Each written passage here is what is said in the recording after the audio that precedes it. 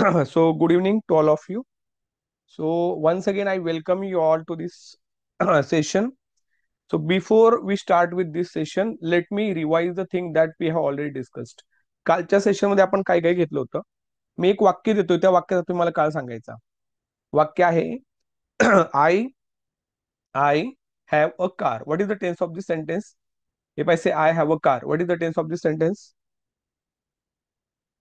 Have is used as a main verb. तो have म्हणजे काय झालं?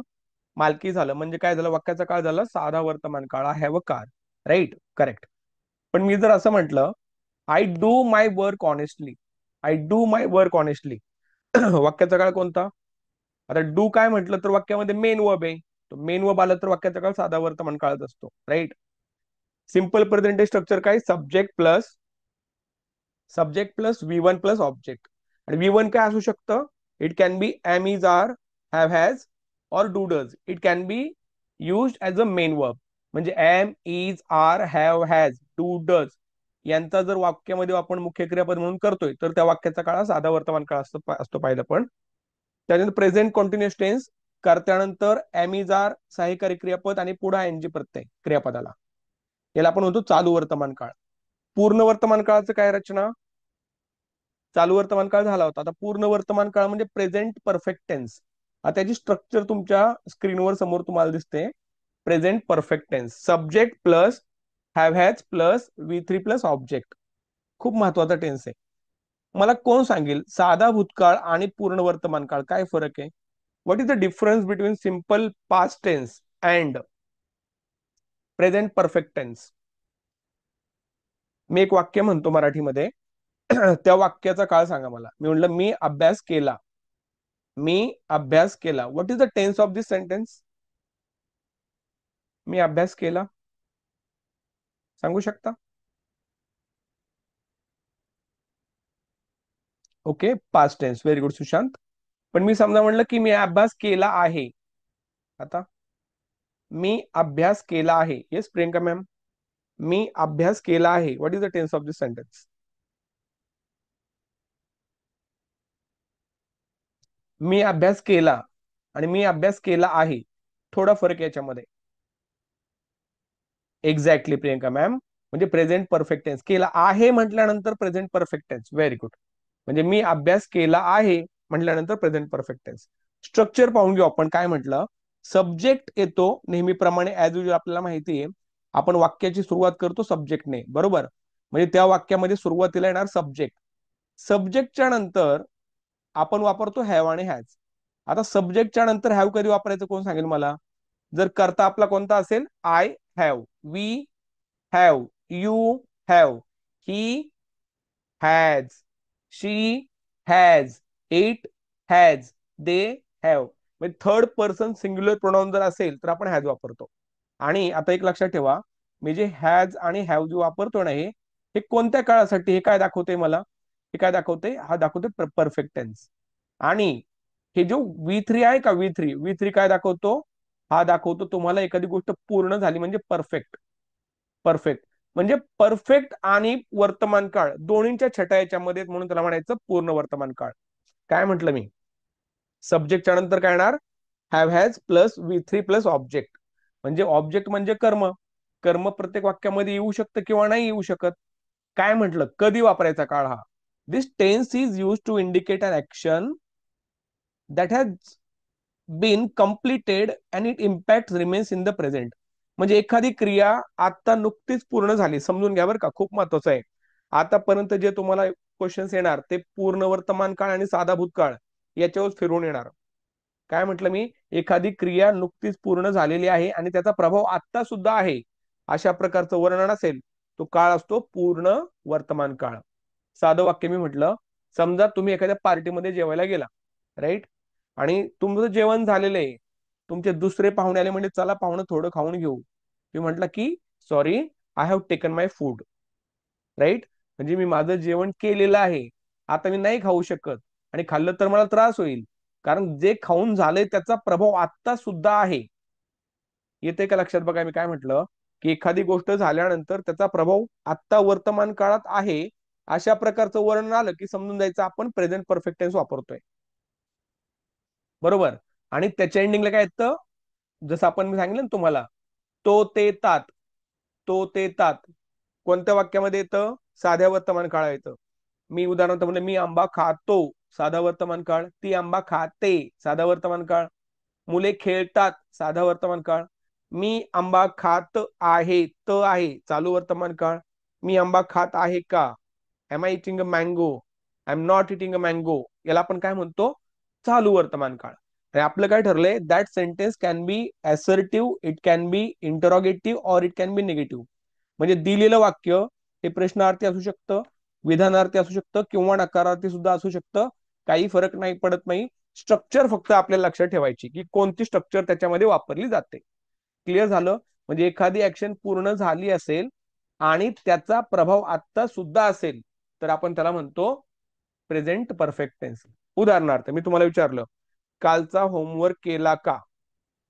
समजा तुम्ही घरी क्रिकेट खेळताय, अचानक तुमचे वडील आले आणि आपल्याला माहिती आहे की वडील आल्यानंतर सुरुवातीला म्हणतात तू खेळायला गेलायस पण तू अभ्यास केला का. तर आई इज ऑलवेज प्रोटेक्टिव्ह. आई काय म्हणती, त्याला काही बोलू नका, he has completed his homework और शी हॅज कम्प्लिटेड हर होमवर्क. मग तिने तिचा अभ्यास पूर्ण केला आहे, तिला खेळू द्या. म्हणजे अभ्यास पूर्ण करण्याची क्रिया झालेली आहे आत्ता, त्याच्यामुळे आजच्या दिवस त्याला खेळू द्या.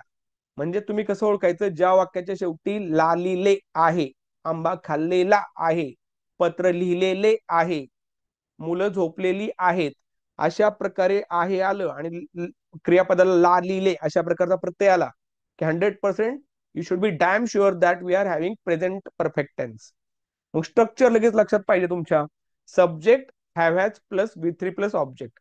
आता हॅव हॅज वी थ्री बद्दल तुम्हाला काही डाऊट असायची कारण नाही. तुम्हाला माहिती हॅव कधी वापरतो आपण, I have, we have, you have, he has, she has, it has and they have. परंतु हा काळ ओळखण्याच्या, उदाहरणार्थ परीक्षेत वाक्य परीक्षेमध्ये क्वेश्चन कशा प्रकारे येईल, मी तुम्हाला एक क्वेश्चन लिहून दाखवतोय बघा. मी समजा म्हटलं, सुजय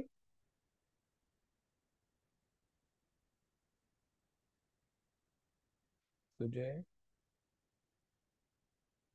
फिनिश्ड हिज होमवर्क.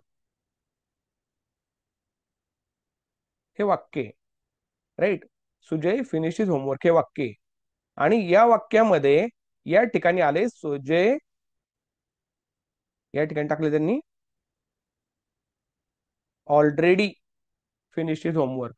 असा ऑलरेडी शब्द दिसला की तुम्ही समजून जायचं त्यांनी आत्ताच अभ्यास पूर्ण केलाय. ऑलरेडी शब्द is a kind of indicator that we are having that sentence in present perfect tense. म्हणजे दिलेलं वाक्य हे कोणत्या काळामध्ये, पूर्ण वर्तमान काळामध्ये. काय म्हटलं बघा, कोणते कोणते शब्द पाठ ठेवायचे, म्हणजे अक्षरशः लिटरली रट्टा मारायचा याला. कोणते कोणते म्हटलं, जस्ट बघा, जस्ट म्हणजे नुकतंच, राईट.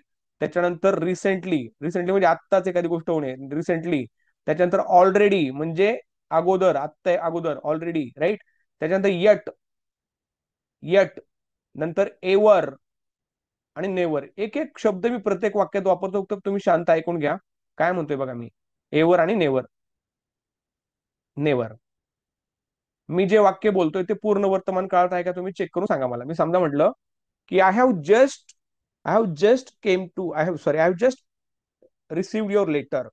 मला आत्ताच तुझं पत्र मिळालं, I have just received your letter. म्हणजे मला तुझं नुकतंच पत्र मिळालं आहे. मी जर असं म्हणलं आय रिसिव्ड युअर लेटर, मग कधी मिळालं नाही माहिती मला. मी म्हणलं I have just received your letter, आत्ताच नुकतंच पत्र मिळालंय. म्हणजे याच्यामध्ये काय आहे, अजून सुद्धा काही इम्पॅक्ट, म्हणजे त्या क्रियेचा प्रभाव आता सुद्धा आहे, इम्पॅक्ट आहे अजून सुद्धा, राईट. समजा म्हटलं recently, recently I have visited the Taj Mahal. मी नुकताच आहे ना ताजमहलला भेट देऊन आलेलो आहे. रिसेंटली म्हटलं म्हणजे 100% पूर्ण वर्तमान काळ. मी म्हटलं I have already applied for that post. मी अगोदरच त्या पोस्टसाठी अप्लाय केलेला आहे. आता येटचा अर्थ बघा, येटचा अर्थ होतो अद्याप, अद्याप. मी काय म्हटलं, येट म्हणजे अद्याप. मी म्हटलं I haven't completed the process yet. मी अजून सुद्धा ती प्रोसेस कंप्लीट केलेली नाहीये. I have not completed the process yet. आता एवर अँड नेवर, मी म्हटलं have you ever fallen in love. कधी प्रेमात पडला आहात का, तेव्हा no, we have never fallen in love. तो ever, never, just, already, recently पाठ ठेवायचं. Just, already, recently, ever, never. Just, already, recently, ever, never या प्रकारच्या वाक्याचा समावेश वाक्यात दिसला की डोळे दाखवून समजायचं this sentence has to be in present perfect tense. And you should remember what kind of structure that we are going to have. Subject, have has plus V3 plus object, या प्रकारची रचना त्या वाक्यामध्ये असणार. क्लिअर असेल clear म्हणा, doubt असेल doubt विचारा. याच्याबद्दल काय डाऊट आहे का कोणाला? Shall we move to the next one. मी क्लिअर करतोय, कळलं असेल सगळ्यांना. एखादी क्रिया नुकतीच पूर्ण झालेली आहे अशा प्रकारचं वर्णन असेल तर समजून जायचं पूर्ण वर्तमान काळ आपण वापरतोय. Let's move to the next one.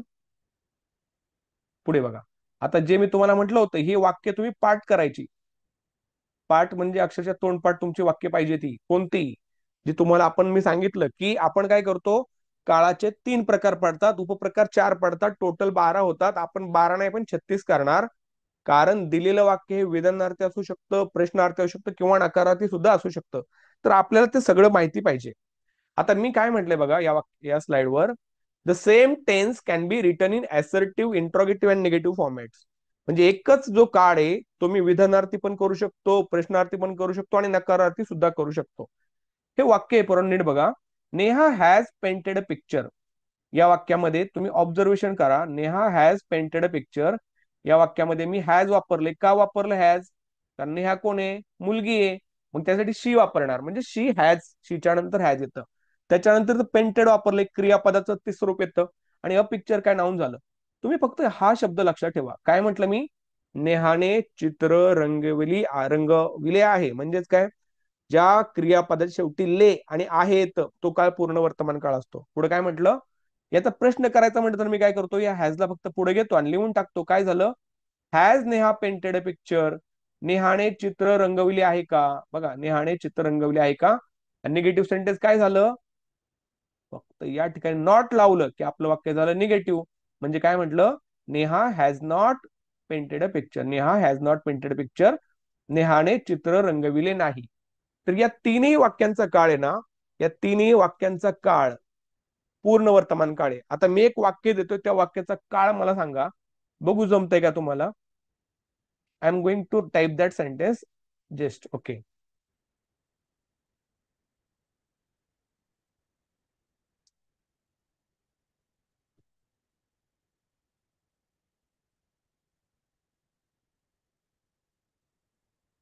चला. कोण सांगेल मला या वाक्याचा काळ? वाक्य काय म्हटलं मी? A picture has been painted by Neha. What is the tense of this sentence? A picture has been painted by Neha. कोणता काळ या वाक्याचा? किंवा तसं सांगितलंच नाही आपल्याला, शिकवलंच नाही. या वाक्याचा काळ पण पूर्ण वर्तमान काळ आहे, पण हा पॅसिव्ह वॉइस आहे. म्हणून पॅसिव्ह वॉइस म्हणजेच काय बघा, मी म्हटलं की नेहाने चित्र रंगविले आहे आणि चित्र नेहाकडून रंगविले गेले आहे. मला सांगा या वाक्याचा आणि त्या वाक्याचा अर्थ बदलला का? काय म्हटलं मी? नेहाने चित्र रंगविले आहे, चित्र नेहाकडून रंगविले गेले आहे. या दोन्ही वाक्यांचा अर्थ एकच का वेगळा ते मला सांगा. काळ एकच का वेगळा ते पण सांगा मला. म्हणजे ज्यावेळी मुलं म्हणतात ना इंग्लिश अवघड जातं, त्याचं एकच कारण आहे. कारण त्यांचा इम्परफेक्ट म्हणजे इनकम्प्लीट स्टडी असतो. इनकम्प्लीट इन द सेन्स काय, की जर ते विचार करतात की हा, की या प्रकारची रचना असेल तर पूर्ण वर्तमान काळ असतो, पण तेच वाक्य जर फिरून त्यांना विचारलं पॅसिव्ह मध्ये तर ते होऊन जातात कन्फ्युज. आपल्याला माहिती पाहिजे की दिलेलं वाक्य पॅसिव्ह मध्ये सुद्धा येतं. आता जे टेटची तयारी करणारे असतील, IBPS TCS पॅटर्न एक्झाम देणारे असतील किंवा कंबाईन देणारे असतील, त्यांनी लक्षात ठेवा तुम्हाला स्पॉटिंग एरर नावाचा एक घटक येतो. स्पॉटिंग एररचे आतापर्यंत झालेले सगळे क्वेश्चन्स बघा, 90% क्वेश्चन्स हे कशावर असतात माहितीये का? पॅसिव्ह वॉइस मध्ये असतात. आणि मुलांना तेच कळत नाही की नक्की काय प्रकार आहे. आपण प्रेझेंट परफेक्ट टेन्स मध्ये सब्जेक्ट नंतर हॅव हॅज पाहिलं होतं, इथं तर हॅज बीन आले, पुढे पेंटेड आले. हे कारण का होतं? कारण you don't have conceptual clarity of that particular thing. मग लक्षात ठेवायचं, पूर्ण वर्तमान काळ आपण पॅसिव्ह वॉइस मध्ये सुद्धा लिहू शकतो. आणि पॅसिव्ह मध्ये करताना आपण त्याला काय म्हणतो? पॅसिव्ह मध्ये करताना आपण कर्म अगोदर घेतो.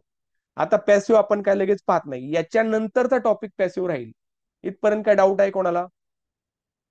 एक वाक्य मी बनवतो, त्या वाक्याचा प्रश्नार्थी करतो, नकारार्थी पण करतो, बरोबर का सांगा मला. मी म्हटलं I have completed verb topic. I have completed verb topic. Verb वाक्याच्या सुरुवातीला घेतलं, काय झालं? Have I completed verb topic. Me verb topic complete केला आहे का? I have not completed verb topic. Me verb topic complete केलेला नाहीये. हे तीनही वाक्य पूर्ण वर्तमान काळात आहेत का ते मला सांगा. Are they all three sentences in present perfect tense? Yes or no? आहेत, कारण आयच्या नंतर हॅवच येतो. आणि आपलं काय ठरलंय की प्रश्नार्थी वाक्य करताना जो सहाय्यकारी क्रियापद असेल त्या वाक्याच्या सुरुवातीला पुढे घ्यायचं. म्हणजे आता Neha has painted a picture, याच्यामध्ये हॅज काय केलं आपण, हॅज इथून उचललं आणि डायरेक्ट वाक्याच्या सुरुवातीला लिहिलं, झाला प्रश्न. इथं नॉट लावून टाकला, झालं आपलं नकारता ते वाक्य. म्हणजे कोणत्याही प्रकारची स्ट्रक्चर असू द्या, ते वाक्य विधानार्थी असू द्या, ते वाक्य प्रश्नार्थी असू द्या, ते वाक्य नकारार्थी असू द्या, आपल्याला त्या वाक्याचा काळ न बदलता त्याची रचना बदलता येते, काळ तोच राहतो. You should be able to identify the tense and that doesn't matter in what format that sentence has been written. ते असर्टिव्ह असू द्या, इंट्रोगेक्टिव्ह असू द्या, म्हणजे ते आपल्याला म्हणतो आपण प्रश्नार्थी असू द्या, विधानार्थी असू द्या किंवा नकारार्थी असू द्या, काही फरक नाही पडला पाहिजे, आपले हे लक्षात आलं पाहिजे. या स्लाइड बद्दल काही डाऊट असेल विचारा, डाऊट नसेल क्लिअर म्हणा. We will move to the next one. Clear आहे? नाही कळलं विचारून घ्या. एक 8 दिवसामध्ये पूर्ण कोर्स म्हणजे जे चाललंय आपलं ते सगळं तुम्हाला ऍपवर मिळेल. ऑल म्हणजे जे आता जे झालंय तो प्रत्येक व्हिडिओ ऍपवर अपलोड होईल. App is under process. ठीक आहे. तर ते सृजनपूरचं ऍप डाउनलोड केल्यानंतर तुम्हाला पाहिजे तो व्हिडिओ किती पण वेळा पाहता येईल तिथं. आणि आता ते व्हिडिओ युट्यूब वर अपलोड होणार नाही. ठीक आहे. मी क्लिअर करतो हे. चला let's move to the next one.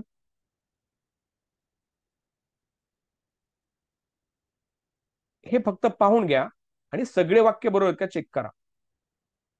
Yes, just have a look to the all to this. There are, I think there are 5 sentences. काय म्हटलं लक्षात ठेवा, हे शब्द पाठ पाहिजेत. Use of certain expressions, time expression कोणते कोणते असतात लक्षात ठेवायचं पोरांनो. हे आलं की समजून जायचं आपला वाक्याचा काळ कोणता आहे, पूर्ण वर्तमान काळ आहे. काय म्हणलं, I have already paid the fees. आता ऑलरेडी म्हटलं म्हणजे अगोदर आले. बघा हॅव आले, या ठिकाणी इथं पेड आले, क्रियापदाचे स्वरूप आले, वाक्याचा काळ झाला पूर्ण वर्तमान काळ. कसा ओळखला मी, ऑलरेडी शब्द आल्यामुळे ओळखला. त्याच्यानंतर पुढे बघा, याच्यामध्ये म्हटलं I have recently visited our place. They have recently visited, नुकतंच त्यांनी आमच्या जागेला, आमच्या घराला भेट दिली आहे. इथं हॅव आलंय, इथं विजिटेड आले, मध्ये रिसेंटली आले, वाक्य माझं बरोबर आलं present perfect tense. I have not received your mail yet, मला अजूनही तुझा मेल प्राप्त झालेला नाहीये म्हटलंय मी. येट म्हणजे अद्याप म्हटलंय, अजूनही प्राप्त झालेला नाहीये. या वाक्यामध्ये काय आलंय बघा, इथं हॅव आलंय, इथं वी थ्री आले, माझा वाक्याचा काळ बरोबर झाला पूर्ण वर्तमान काळ. मी ज्याला सर्कल करतोय ते तुमचं लक्षात पाहिजे. येट आलेले 100% वाक्याचा काळ पूर्ण वर्तमान काळ. आणि मग मी सांगितलं have you ever fallen in love. आता एव्हर म्हणजे कधी, एव्हर, आणि नेव्हर म्हणजे कधी नाही. We have never taken him seriously, आम्ही त्याला कधी सिरियसली घेतलं नाहीये. या वाक्यामध्ये हॅव वाक्याच्या सुरुवातीला आले, फॉलन वी थ्री आले, वाक्याचा काळ तोच आपला पूर्ण वर्तमान काळ. पुढे म्हणजे we have never taken him seriously, या सगळ्या वाक्यांचा काळ पूर्ण वर्तमान काळ आहे का ते सांगा मला. Yes or no? क्लिअर आहे का पूर्ण वर्तमान काळ सगळ्या वाक्यांचा? Are they all sentences in present perfect tense? Clear आहे? आज आपण 2 तास घेणार आहे. I hope you people are ready, कारण मी तुम्हाला सांगितलं होतं की हळूहळू आपण टाइम वाढवणार आहे. तर आज आपण 2 तास घेऊ. ठीक आहे. Okay, shall I move to the next one? पुढे जायचं? Clear? Shall we move? Doubt आहे काही कशाला याच्याबद्दल? I hope it's clear now. Clear. Let's move to the next one. Doubt असेल तर लगेच चॅट बॉक्स मध्ये विचारायचा बरं का. डाऊट असेल तर पुढे जायचं नाही. डाऊट असेल तर विचारायचा. किती वेळा विचारा, कितीही वेळा विचारा, कारण जर डाऊट क्लिअर नाही झाला तर तुम्हाला पुढचं समजणार नाही. आता तुमच्या लक्षात येईल हे सोपे सोपे टॉपिक चाललेत, पुढचे टॉपिक कॉम्प्लिकेटेड होत जातील. त्याच्यामुळे जसे टॉपिक कॉम्प्लिकेटेड होत जातील, जर तुमचा बेसिक कच्चा असेल तर तुम्हाला नाही जमणार. म्हणून बेसिक साठी मी तुम्हाला आधी म्हटलं होतं की आपल्याला वेळ लागेल. आता आपलं स्लो चाललंय, म्हणजे बऱ्यापैकी एवढं पण स्लो नाहीये, पण वर्ब टॉपिक आपण चांगल्या प्रकारे घेतला. हे main verb, helping verb, stative verb, dynamic verb, transitive verb, intransitive verb, finite verb, non finite verb, आठवते का काही? हे झालंय आपलं. त्याच्यानंतर आपण टेन्स चालू केला आणि आपण काय करतोय, प्रत्येक वाक्याची रचना माहिती करून घेतल्यानंतर आपण काय करतोय, ते वाक्य विधानार्थी करतोय त्याचं हेल्पिंग वर्ब वाक्याच्या सुरुवातीला घेतलं, प्रश्नार्थी वाक्य होते, त्याला नॉट लावला, नकारार्थी वाक्य होते, अशा प्रकारे होते. आता एक वाक्य फक्त, आता किती वाक्य झाले, किती काळ झाले आपले? 3 झाले पोरांनो.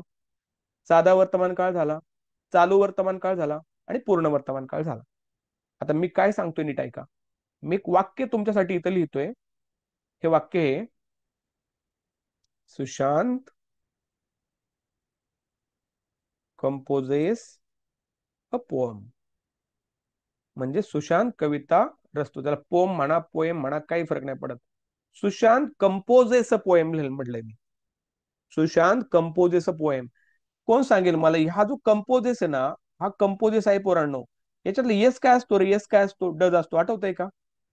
मग याचा प्रश्न कसा होईल? Does Sushant compose a poem and Sushant does not compose a poem. झाली 3 वाक्य. पुढं, Sushant is composing a poem. Question काय होईल? Is Sushant composing a poem. Negative काय होईल? Sushant is not composing a poem. Right. पुढं, Sushant has composed a poem. Has Sushant composed a poem. Sushant has not composed a poem. Sushant has been composing a poem. आता मी हे घेतलेलं नाहीये पूर्ण वर्तमान, मी फक्त सांगतोय तुम्हाला एक वाक्य तुम्हाला कसं शिकायचंय. Sushant has been composing a poem. Has Sushant been composing a poem. Sushant has not been composing a poem. झाले. साधा झाला, चालू झाला, पूर्ण झाला, चालू पूर्ण झाला. पुढं, Sushant composed a poem. Sushant composed a poem. Composed, did Sushant compose a poem? Sushant did not compose a poem. Sushant was composing a poem. Was Sushant composing a poem? Sushant was not composing a poem. Sushant had composed a poem. Had Sushant composed a poem? Sushant had not composed a poem. Sushant had been composing a poem. Had Sushant been composing a poem? And Sushant had not been composing a poem. झाला पूर्ण भूतकाळ सगळा संपला. Sushant will compose a poem. Will Sushant compose a poem. Sushant will not compose a poem. Sushant will be composing a poem. Will Sushant be composing a poem. Sushant will not be composing a poem. Sushant will have composed poem. Will Sushant have composed poem. Sushant will not have composed poem. Sushant will have been composing a poem. Will Sushant have been composing a poem? And Sushant will not have been composing a poem. आता मी जे काय बोललो तुमच्या कदाचित लक्षात नाही आलं, सोडून द्या. मला एकच म्हणायचे, मी 36 वाक्य तुमच्या समोर एका वाक्यापासून बनवलेत. हे 36 वाक्य रोज करायचे न चुकता. किती दिवस? जोपर्यंत तुमचं हे चाललंय, राईट, म्हणजे दुसरा सब्जेक्ट किंवा हे, तर हे रोज करायचे न चुकता. हे 36 वाक्य मी जे शिकवतोय तुम्हाला न चुकता करा. In your life, you will not face any kind of problem, let it be speaking or writing. Whatever you are going to speak, it will be 100% grammatically correct. हे 36 वाक्य रोज म्हणायचे. मित्र गमतीने सांगतो, आता आधी तिला माहिती असेल, तुम्ही काय केलं पाहिजे, ब्रश करताना ब्रश जसं करतो आपण तर 36 वाक्य म्हटली पाहिजेत. I brush my teeth. Do I brush my teeth? I do not brush my teeth. I am brushing. Am I brushing. I am not brushing. म्हणजे 36 वेळा ब्रश करून पण होतील आणि 36 वाक्य पण तुमचे पाठ होतील आणि दिवसाची सुरुवात तुमच्या अभ्यासाने होईल. अशा प्रकारे जर केलं तर मी तुम्हाला लेखी गॅरंटी देतो, तुमचा इंग्लिशचा एकही मार्क जाणार नाही. एकही मार्क कसलाच जाणार नाही. इंग्लिश होकॅपचा असू द्या, कोणती एक्झाम असू द्या, ती राज्यसेवा असू द्या, क्लास 1 असू द्या, क्लास 2 असू द्या, बँकिंग असू द्या, त्याच्यानंतर तुमची टेट असू द्या, सरळ असू द्या, एकही तुमचा मार्क जाऊ शकत नाही. फक्त सांगल तेवढं करा. ठीक आहे, आपण ते नंतर हळूहळू पाहू. आता हे 36 मध्ये किती वाक्य झाले सांगा मला? साध्याचे 3 झाले, चालूचे 3 झाले, पूर्णचे 3 झाले. 36 वजा 9 किती राहिले? 27 राहिले ना, बरोबर का नाही? 27 ना, का चुकतंय? बरोबर. म्हणजे 27 वाक्य अजून आपल्याला शिकायचे. आपण फक्त 9 वाक्य त्यातले शिकलोय. म्हणजे पूर्ण वर्तमान काळ, चालू वर्तमान काळ आणि साधा वर्तमान काळ, 3 वाक्य आपली झाली. 3 त्रिक 9. क्लिअर? एनी डाऊट अबाउट दिस? काय डाऊट आहे कोणाला याच्याबद्दल? डाऊट असेल विचारा. काय म्हटलं? पाठ ठेवायचं. Already, recently, just, eight, ever, never हे शब्द आले की समजून जायचं आपला वाक्याचा काळ कोणता? पूर्ण वर्तमान काळ, प्रेझेंट परफेक्ट टेन्स. ठीक आहे. Shall I move to the next one, or do you have any doubt about anything you should ask? काय डाऊट असेल विचारा, पूर्ण डाऊट नसेल क्लिअर म्हणा. हे जरा महत्वाचं आहे, याला स्टार करून ठेवा. याचं तुम्ही जर स्क्रीनशॉट घेताय त्याचा स्टार करा, याला स्टार करा, चौकोन काढा, चंद्र काढा, वर्तुळ आहेत, काय काढायचं ते काढा. हे लक्षात ठेवा, हे दोन वर्ड आहेत तुमच्या समोर, फॉर आणि सिन्स. फॉर आणि सिन्स. आता फॉर आणि सिन्स हे मोस्टली आहेत ना प्रेझेंट परफेक्ट कंटिन्युअस टेन्स मध्ये वापरले जातात. कोणत्या? प्रेझेंट परफेक्ट कंटिन्युअस टेन्स मध्ये. काय म्हटलं? Use of for and since. आता फॉर कधी वापरलं जातं फक्त एवढंच लक्षात ठेवा, आता फॉर वापरलं जातं टू शो पर्टिक्युलर पिरियड, म्हणजे एक विशिष्ट काळ दर्शवण्यासाठी फॉर वापरतात. तर सिन्स काय वापरतात? एक्झॅक्ट पॉइंट ऑफ टाइम, एखादे क्रिये केव्हा चालू झाली हे क्रियेचं टोक दर्शवण्यासाठी सिन्स वापरतात. वाक्य बघा, I have been here for 20 minutes, म्हणजे या ठिकाणी मी 20 मिनिटापासून आहे. I have been here for 20 minutes. आता किती? तर 20 मिनिट्स हे काय झालं माझं? 20 मिनिट्स हे काय झालं? 20 मिनिट्स काय झालं माझा? हे झालं duration. It's a duration, period of time झाला. पण जर समजा मी म्हटलं John has not called me since March, बघा जॉनने मला कधीपासून फोन नाही केला? मार्च पासून नाही केला. मार्च पासून नाही केला. मार्च पासून नाही केला म्हणजे काय? मार्च एक्झॅक्ट पॉइंट सांगितला मी, पण मार्च, समजा डिसेंबर चाललाय, मार्च, एप्रिल, मे, जून, जुलै, ऑगस्ट, सप्टेंबर, समजा 7 महिने झाले. मग काय म्हणा? John has not called me for 7 months. येते लक्षात? समजा मी म्हटलं मी तुमच्याशी गेले 2 तास बोलतोय, I have been talking to you for last 2 hours, म्हटलं आपण 2 तास. पण मी म्हटलं तुमच्याशी मी 6 वाजल्यापासून बोलतोय, 6. I have I have been talking to you since 6 o'clock. कळलं? सिन्स आलं म्हणजे तुम्ही काय करायचं? एक्झॅक्ट पॉइंट ऑफ टाइम, जेव्हा ती क्रिया चालू झाली त्या क्रियेचं टोक दर्शवणारा शब्द पुढे आलेला असतो. येते लक्षात? आणि फॉर म्हणजेच काय? त्या क्रियेचा कालावधी, ड्युरेशन, पिरियड ऑफ टाइम तो मेन्शन करण्यासाठी आपण फॉर वापरतो. याच्याबद्दल काय डाऊट आहे का कोणाला? Any doubt about this you should ask. No doubt, say clear. We will move to the next slide. Is it clear now?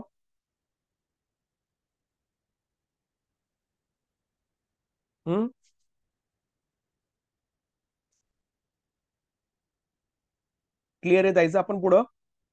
Shall we move? का सांगू परत एकदा? परत सांगतो बघा. फॉर म्हणजेच काय?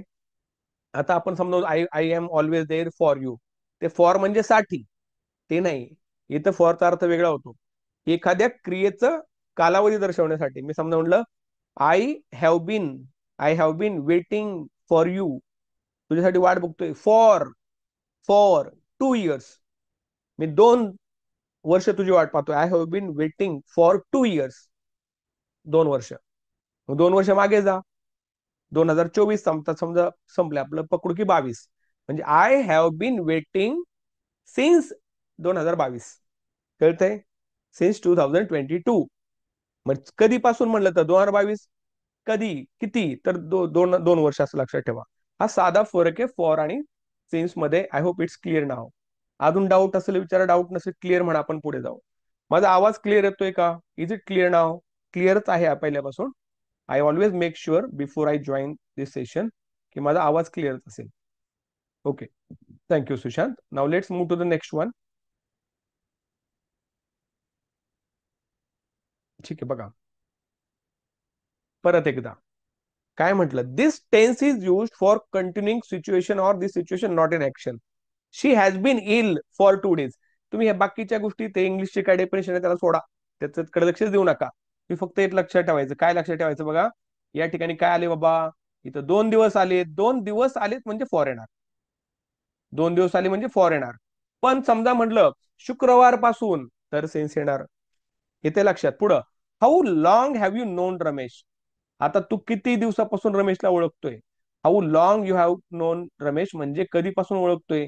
या वाक्यामध्ये तुम्ही पूर्ण वर्तमान काळाचाच वापर करायचा, कारण कंटिन्यू ऍक्शन आहे. ओळखायची क्रिया मागे चालू आणि आता पण तो रमेशला ओळखतोय. क्रिया संपले का? तर नाही. पुढे बघा, चेक करा बरोबर आहे का वाक्य का चुकलंय. मी फक्त सिन्सला गोल करतोय. I am just making circle around this sense. Read the sentence. वाक्य चुके बरोबर सांगा मला. I have work here since June, म्हणजे मी या ठिकाणी जून पासून काम केलेलं आहे. I have work here since June. मग समजा जून पकडा 6वा महिना असतो, आता जानेवारी चाललाय, 7 महिने झाले, मी काय म्हणेल, I have worked here for 7 months. Since आणि फॉर मधला फरक कळला तुम्हाला? परीक्षेत ते प्रश्न कसे देतात विचारा, सांगतो मी तुम्हाला. डायरेक्ट देतील, I have work here, here for for जून, चूक, फ्रॉम जून. फ्रॉम म्हणते आपल्याला वाटतं हा बरोबर आहे, जून पासून नाही, सिन्सच आलं पाहिजे त्या ठिकाणी. आणि किती काळ काम केला, 6 महिने केला, 2 दिवस केला, 2 वर्ष केला, तर फॉर आलं पाहिजे. अशा प्रकारे तुम्ही लक्षात ठेवणं अपेक्षित आहे. I hope it's clear now. Clear असेल क्लिअर म्हणा पोरांनो, डाऊट असेल विचारत जा, डाऊट असेल विचारा, डाऊट नसेल क्लिअर म्हणा, आपण पुढे जाऊ. आता हा जो काळ आहे ना पोरांनो, याच्यावर क्वेश्चन, म्हणजे समजा कोणतीही परीक्षा असू द्या, 2 काळ, 3 काळ महत्वाचे. 3 काळ, पहिला सिंपल प्रेझेंट टेन्स, दुसरा सिंपल पास्ट टेन्स, आणि तिसरा प्रेझेंट परफेक्ट कंटिन्युअस टेन्स. म्हणजे आतापर्यंत जर कोणत्या परीक्षेचा पेपर काढले तुम्ही आणि चेक केले, तर तुम्हाला जाणवेल, काळावर जर 100 प्रश्न विचारले असतील, त्याच्यापैकी 75 ते 80 प्रश्न या 3-4 प्रश्नावर असतात. हे लक्षात ठेवा. ठीक आहे, 3 काळांवर असतात. कोणत्या कोणत्या?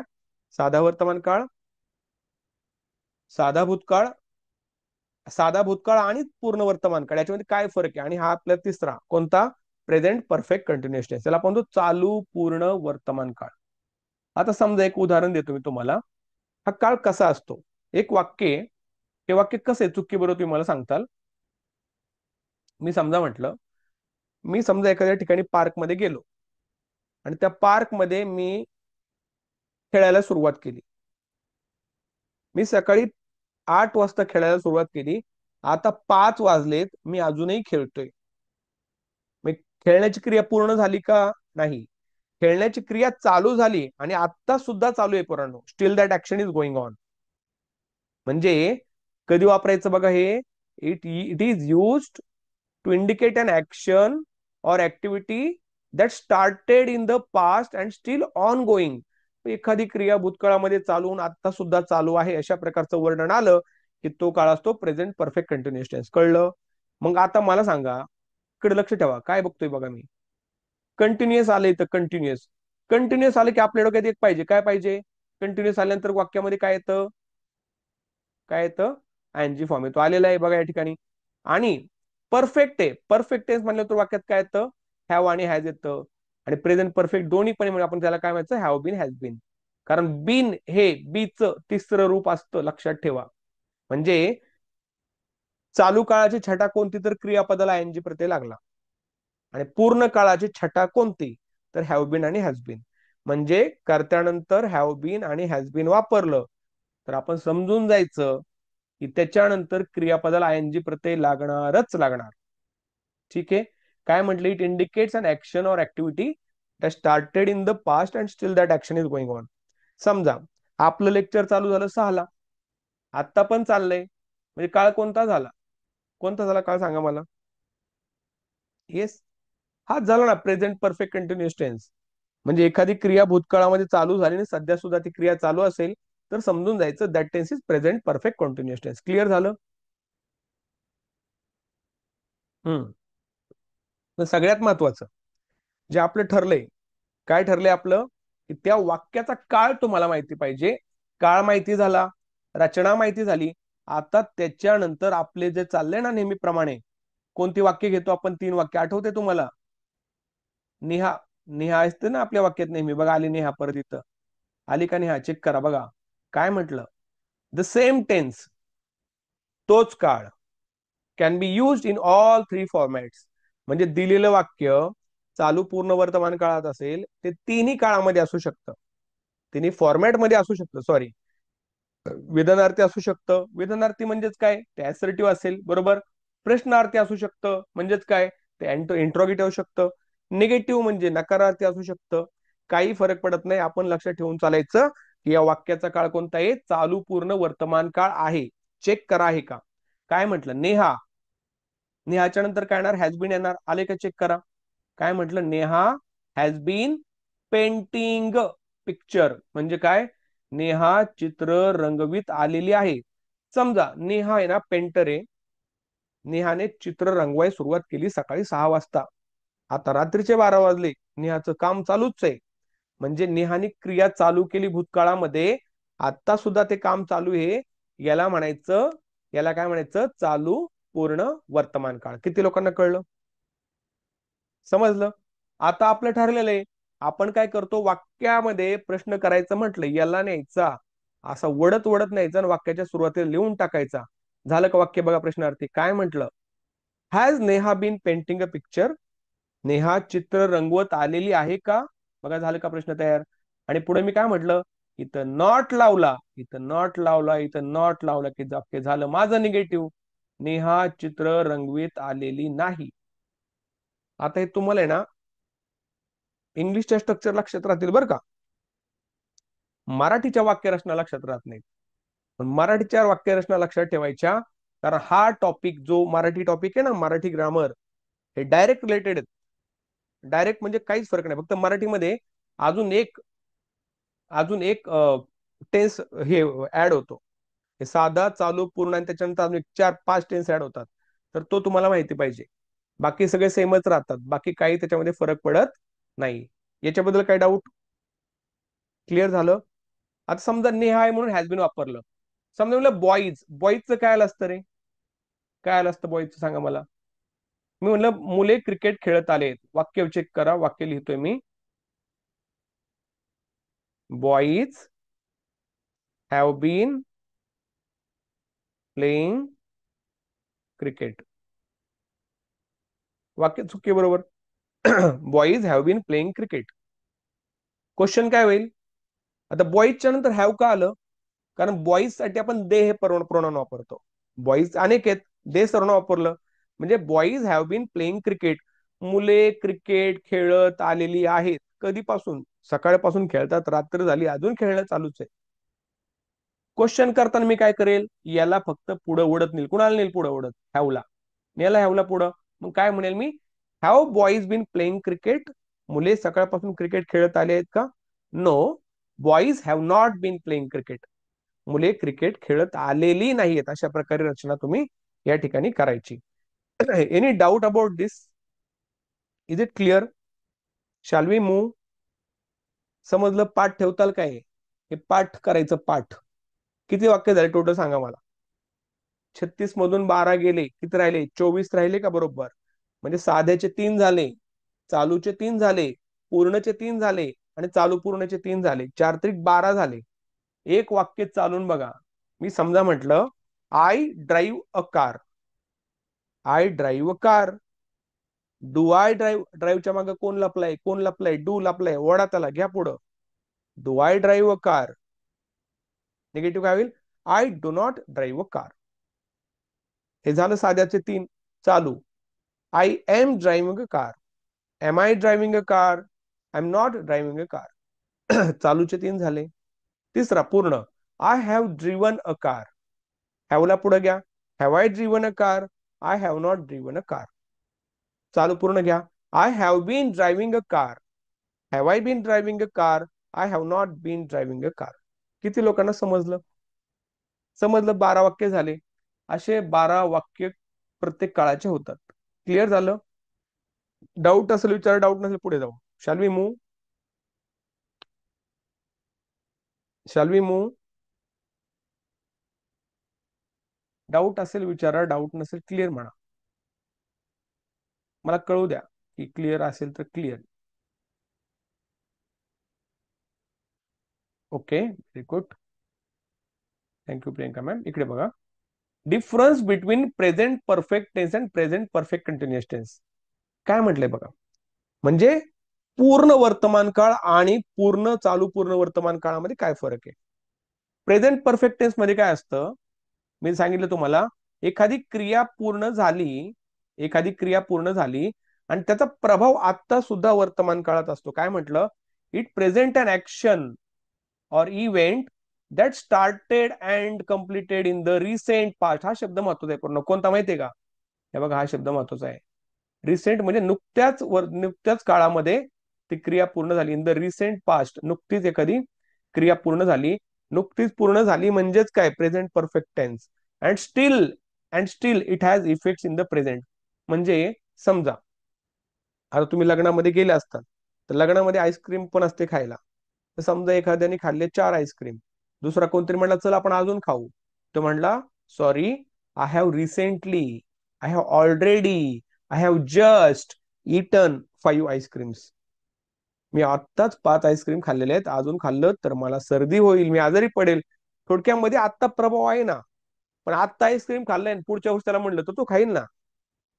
1 वर्षाचा गॅप पडला, अहो 1 तासाने खातात लोक, 1 वर्ष विषय सोडा. समजलं का? म्हणजे काय? रिसेंट पास्ट, आत्ताच एखादी क्रिया झाली. पुढे बघा, Priya has work as a geography teacher for 2 years. मला सांगा या ठिकाणी मी जो फॉर वापरतोय ते चुकी की बरोबर आहे? कोण सांगेल मला? हे फॉर जे वापरते चुकी बरोबर? आता मी जे तुम्हाला सांगितलं होतं, हे जे फॉर वापरतोय ते चुकी बरोबर? हम्म. Priya has work as a geography teacher for 2 years. बरं मी कोण आहे? थांबा. एक साधा प्रश्न विचारतो. समजा म्हणजे मी कोण आहे? मी जो शब्द लिहितो तुम्ही, मी समजा म्हणतो सचिन मेमाने इंग्लिश टीचर. आहे का हो मी? आहे का? करेक्ट. ओके. किती लोकांना वाटतं आपण म्हणतो तो इंग्लिश टीचर आहे, की Sachin Memane is an English teacher? हे वाक्य चुकी बरोबर? नीट ऐका. I am not an English teacher, I am a teacher of English असं म्हणायचं. I am a teacher of English. English टीचरचा अर्थ काय होतो माहितीये का? अशी व्यक्ती ज्याचं मूळ ब्रिटनमध्ये, may be he can be from United Kingdom. समजा मी तो रॉबर्ट आहे, I am Robert, I am an English teacher. याचा अर्थ काय होतो? हा रॉबर्ट आहे, तो इंग्लंडचा आहे म्हणून तो इंग्लिश टीचर. म्हणजे समजा Robert is an English teacher and he teaches geography. फरक समजतोय का तुम्हाला? म्हणजे लोक म्हणतात ना की अरे तू इंग्लिश टीचर आहे, आपण म्हणतो, पण ते चुकीचं आहे. He is a teacher of English, he is a teacher of English language. मग टीचर ऑफ इंग्लिश कोण असू शकतो? एखादा कोरियन असू शकतो, चायनीज असू शकतो, इंडियन असू शकतो, आफ्रिकन असू शकतो, ऑस्ट्रेलियन, कोणीही असू शकतो. पण इंग्लिश टीचर म्हणजे इंग्रजी वंशाचा शिक्षक. कळलं का?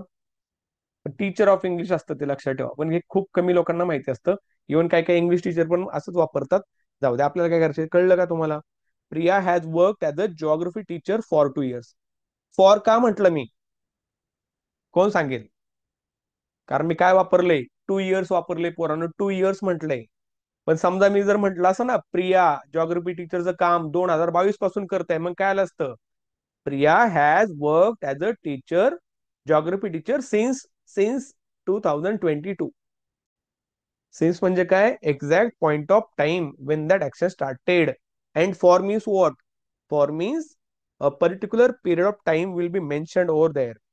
याच्याबद्दल काय डाऊट असेल विचारा, डाऊट नसेल क्लिअर म्हणा. येस. डन. डन. ठीक आहे. ओके. हे सगळे व्हिडिओज तुम्हाला ऍपवर पुढच्या आठवड्यामध्ये मिळतील. ऍप आपलं होते पूर्ण, म्हणजे युट्यूबवर काय आता कोणते व्हिडिओज राहणार नाहीत. जे तुम्हाला अनलिस्टेड व्हिडिओ मी पाठवतोय, आजचा पण पाठवून देतो, पण नंतरचे सगळे कंपाईल व्हिडिओ तुम्हाला तिथे मिळतील. ठीक आहे. आज 2 तास घेतोय आपण. आय होप तुम्ही रेडी असताल. रेडी असलंच पाहिजे, आता वाढवायचं टायमिंग आपल्याला. पुढे बघा. ऑफलाईन वाले, गेट रेडी फॉर ऑफलाईन. आपल्या त्या ऑफलाईन मध्ये, ऐका मी सांगतो काय, तुम्ही व्हिजिट करा ऑफलाईन मध्ये. मी असाच असणार आहे, ऑनलाईन पण ते चालणार आणि ऑफलाईन मध्ये समोर असणार. पूर्ण प्रोजेक्टरच्या सहाय्याने पूर्ण डिजिटल बोर्ड एकदम क्लिअर दिसतं, डिजिटल बोर्ड सारखं. त्याच्यामुळं ऑफलाईनला जर तुम्ही इंटरेस्ट असेल तर यू आर ऑलवेज वेलकम. ठीक आहे. या तुम्ही, एकदम प्रशस्त सुसज्ज असे आपले क्लासरूम आहेत. And you are most welcome. तुम्ही आलं तर चांगलीच गोष्ट आहे. ठीक आहे, असू द्या. इकडे लक्ष द्या. काय म्हटलं? पुढचे 2 शब्द आहेत, रिसेंटली आणि lately. Already, recently, ever, never, just, हे शब्द 5 लक्षात ठेवायचे. हा शब्द आला की समजून जायचं वाक्याचा काळ कोणता आहे. पूर्ण वर्तमान काळ आहे. काय म्हटलंय बघा. रिसेंटली आणि lately are words that we often use in present perfect continuous tense. आता हे 2 शब्द कधी कधी प्रेझेंट परफेक्ट कंटिन्युअस टेन्स मध्ये वापरले जातात. I have not been feeling well lately.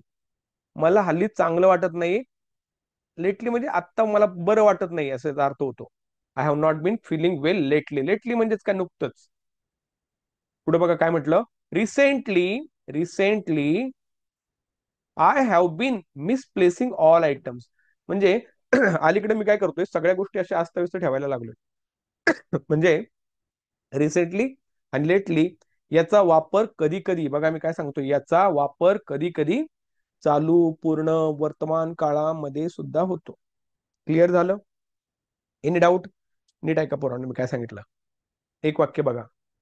मी समजा म्हटलं, आपले काय ठरले, 12 वाक्य बनवायचे आपण एका काळाचे. समजा मी म्हटलं, I sign this paper. I sign this paper. प्रश्न काय होईल, साइनच्या मागे डू असतो. Do I sign this paper. Negative काय होईल, I do not sign this paper. Continuous काय होईल, I am signing this paper. Question काय होईल, am I signing this paper, I am not signing this paper. I have signed this paper. Have I signed this paper, I have not signed this paper. I have been signing this paper. Have I been signing this paper, I have not been signing this paper. Clear झालं? Clear म्हणा. Doubt असेल doubt विचार. किती लोकांना doubt आहे विचारू शकता. Clear असेल क्लिअर म्हणा. Yes. Done. Shall we move? जायचं पुढं? ठीक आहे. डाऊट असेल विचारा बरं का, अजिबात संकोच करू नका. प्रतीक्षा मॅम, क्लिअर झालं का तुम्हाला? तुम्ही थोडा लेट जॉईन केलं. एकदा बघून घ्या तुम्ही सगळे व्हिडिओज, म्हणजे आतापर्यंतचा व्हिडिओ. नीट बघा आता या ठिकाणी काय म्हटलंय. जसं मी तुम्हाला मग सांगितलं होतं की चालू पूर्ण वर्तमान काळामध्ये, काय का नीट, चालू पूर्ण वर्तमान काळामध्ये आपण फॉर आणि सिन्सचा वापर करतो. परत सांगतो, आयोगासाठी हा काळ खूप जास्त महत्वाचा आहे. फॉर आलं की समजून जायचं त्या वाक्यामध्ये पर्टिक्युलर पिरियड ऑफ टाइम दिलेला आहे. बघा काय म्हटलंय, काय म्हटलंय बघा या ठिकाणी.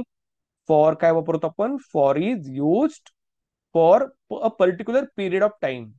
I have been teaching this subject, किती वर्षापासून, फॉर, फॉर लास्ट 15 years. बरोबर आहे.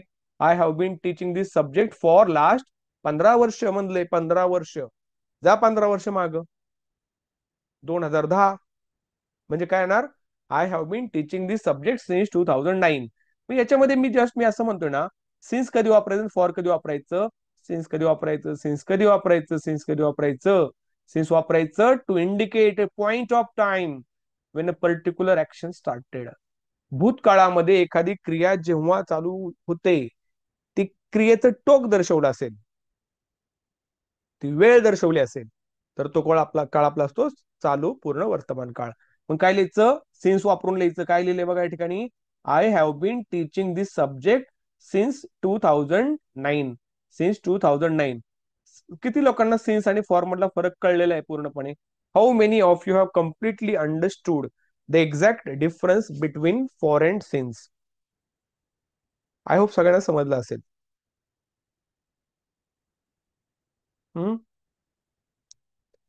क्लिअर असेल विचारा. क्लिअर असेल हो म्हणा. डाऊट असेल, your doubts are always welcome. Clear झालं पोरांनो? जायचं पुढं? Yes, let's move. एक काळ झाला आपला.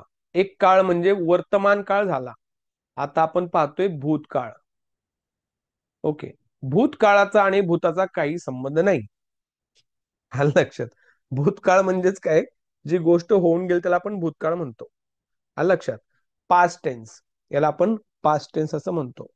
आलं लक्षात? म्हणजे घोस्ट लिटरल मिनिंग भूत होतं, मग घोस्ट टेन्स नसतो, तो पास्ट टेन्सच असतो. काय म्हटलं, पास्ट टेन्सचे परत 4 प्रकार पडतील. कोणते कोणते? कोणते? सिंपल, कॉन्टिन्युअस, परफेक्ट आणि परफेक्ट कंटिन्युअस. परत 5 प्रकार पडतील, 4 प्रकार पडतील. पुढे बघा, सिंपल पास्ट टेन्स. आता सिंपल म्हटलं ना पुराणो, लक्षात ठेवायचं, सिंपल म्हणजे साधा. साधा म्हणजे काय, साधा म्हणजे V2. लक्षात ठेवायचं, पास्ट आहे म्हणून V2. पण जर इथं सिंपल प्रेझेंट असलं तर काय, तो पुराणो काय आला असता, V1. वन आला असता, आठवते का? V1 आला असता. इथे काय वापरला? V2 वापरला. म्हणजे कर्त्यानंतर जर क्रियापदाचं दुसरं रूप आलं तर समजून जायचं तो काळ आहे आपला साधा भूतकाळ, simple past tense. Simple past tense. एक वाक्य देतोय, ते वाक्य कदाचित टाइप केलं असेल, I don't know, I am not sure, but I am writing that sentence over here. I just want you to pay attention to this one. बघा काय म्हटलं. Was, were, had and did used as the main verb. 100% that tense will be simple past tense.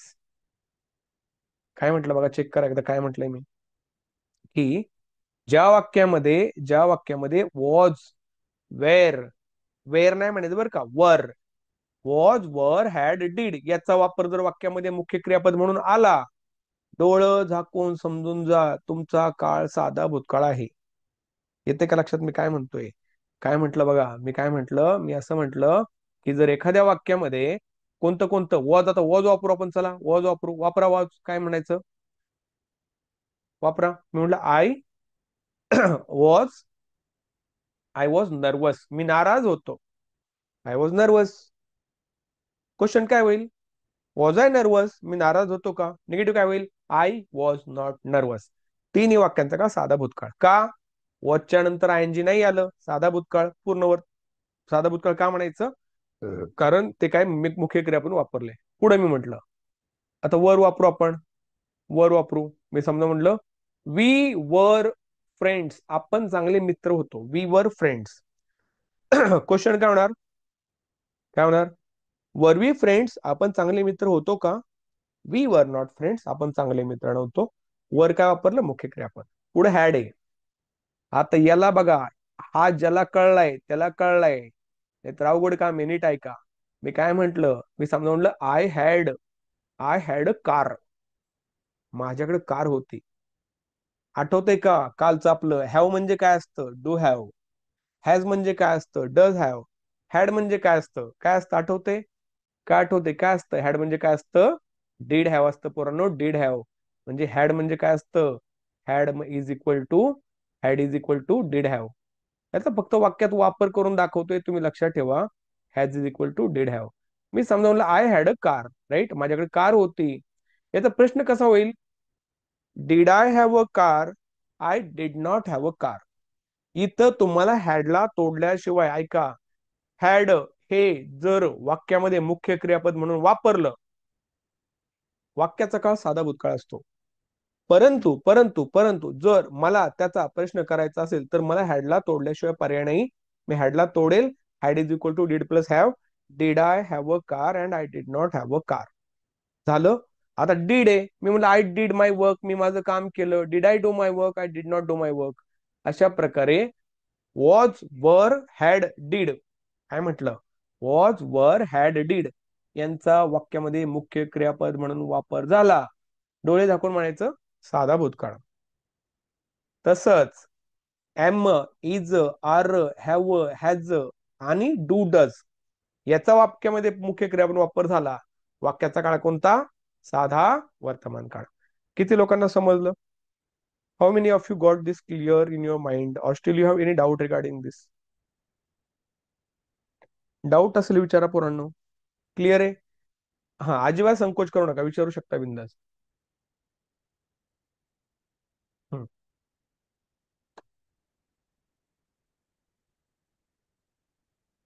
Thank you. Let's move to the next one.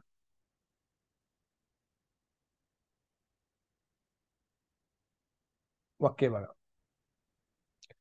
Was, were used as a main verb. Was आणि were used as a main verb. जसं मी तुम्हाला म्हटलं याचा main verb म्हणून वापर झाला सुशांत, तर आपण समजून जायचं वाक्याचा काळ कोणता आहे. स्टेट ऑफ बिंग म्हणजे अवस्था दर्शवण्यासाठी आपण काय करतो? वॉज आणि वरचा वापर करतो. हे जर वाक्यामध्ये मुख्य क्रियापद म्हणून आले तर वाक्याचा काळ साधा भूतकाळ असतो. तुमच्या समोर आहे बघा पोरांनो. या सगळ्या वाक्यांमध्ये मी ज्याला आहे ना अंडरलाईन करतोय जो पार्टला, तो पार्ट फक्त मला सांगा मेन वर्ब आहे का? समजा म्हटलं आय वॉज अ टीचर, आहे का main verb? You were my student, they were thieves, ते चोर होते, आय वॉज इन डिस्ट्रेस, मी नाराज होतो. या सगळ्या वाक्यांमध्ये मी त्यांचा वापर काय म्हणून करतोय पोरांनो? I am using all those verb as a main verb in a sentence. सगळ्यांचा वापर मी वाक्यामध्ये मेन वर्ब म्हणून करतोय. आता ऐका. या सगळ्या वाक्यांचा वापर जरी मेन वर्ब म्हणून त्याचा केला असेल, त्यांचा वापर मी वाक्याच्या सुरुवातीला घेतला तर आपोआप ते प्रश्नार्थी होतं. त्यांच्यानंतर नॉट लावला ते निगेटिव्ह होतं. करता येईल ना आता?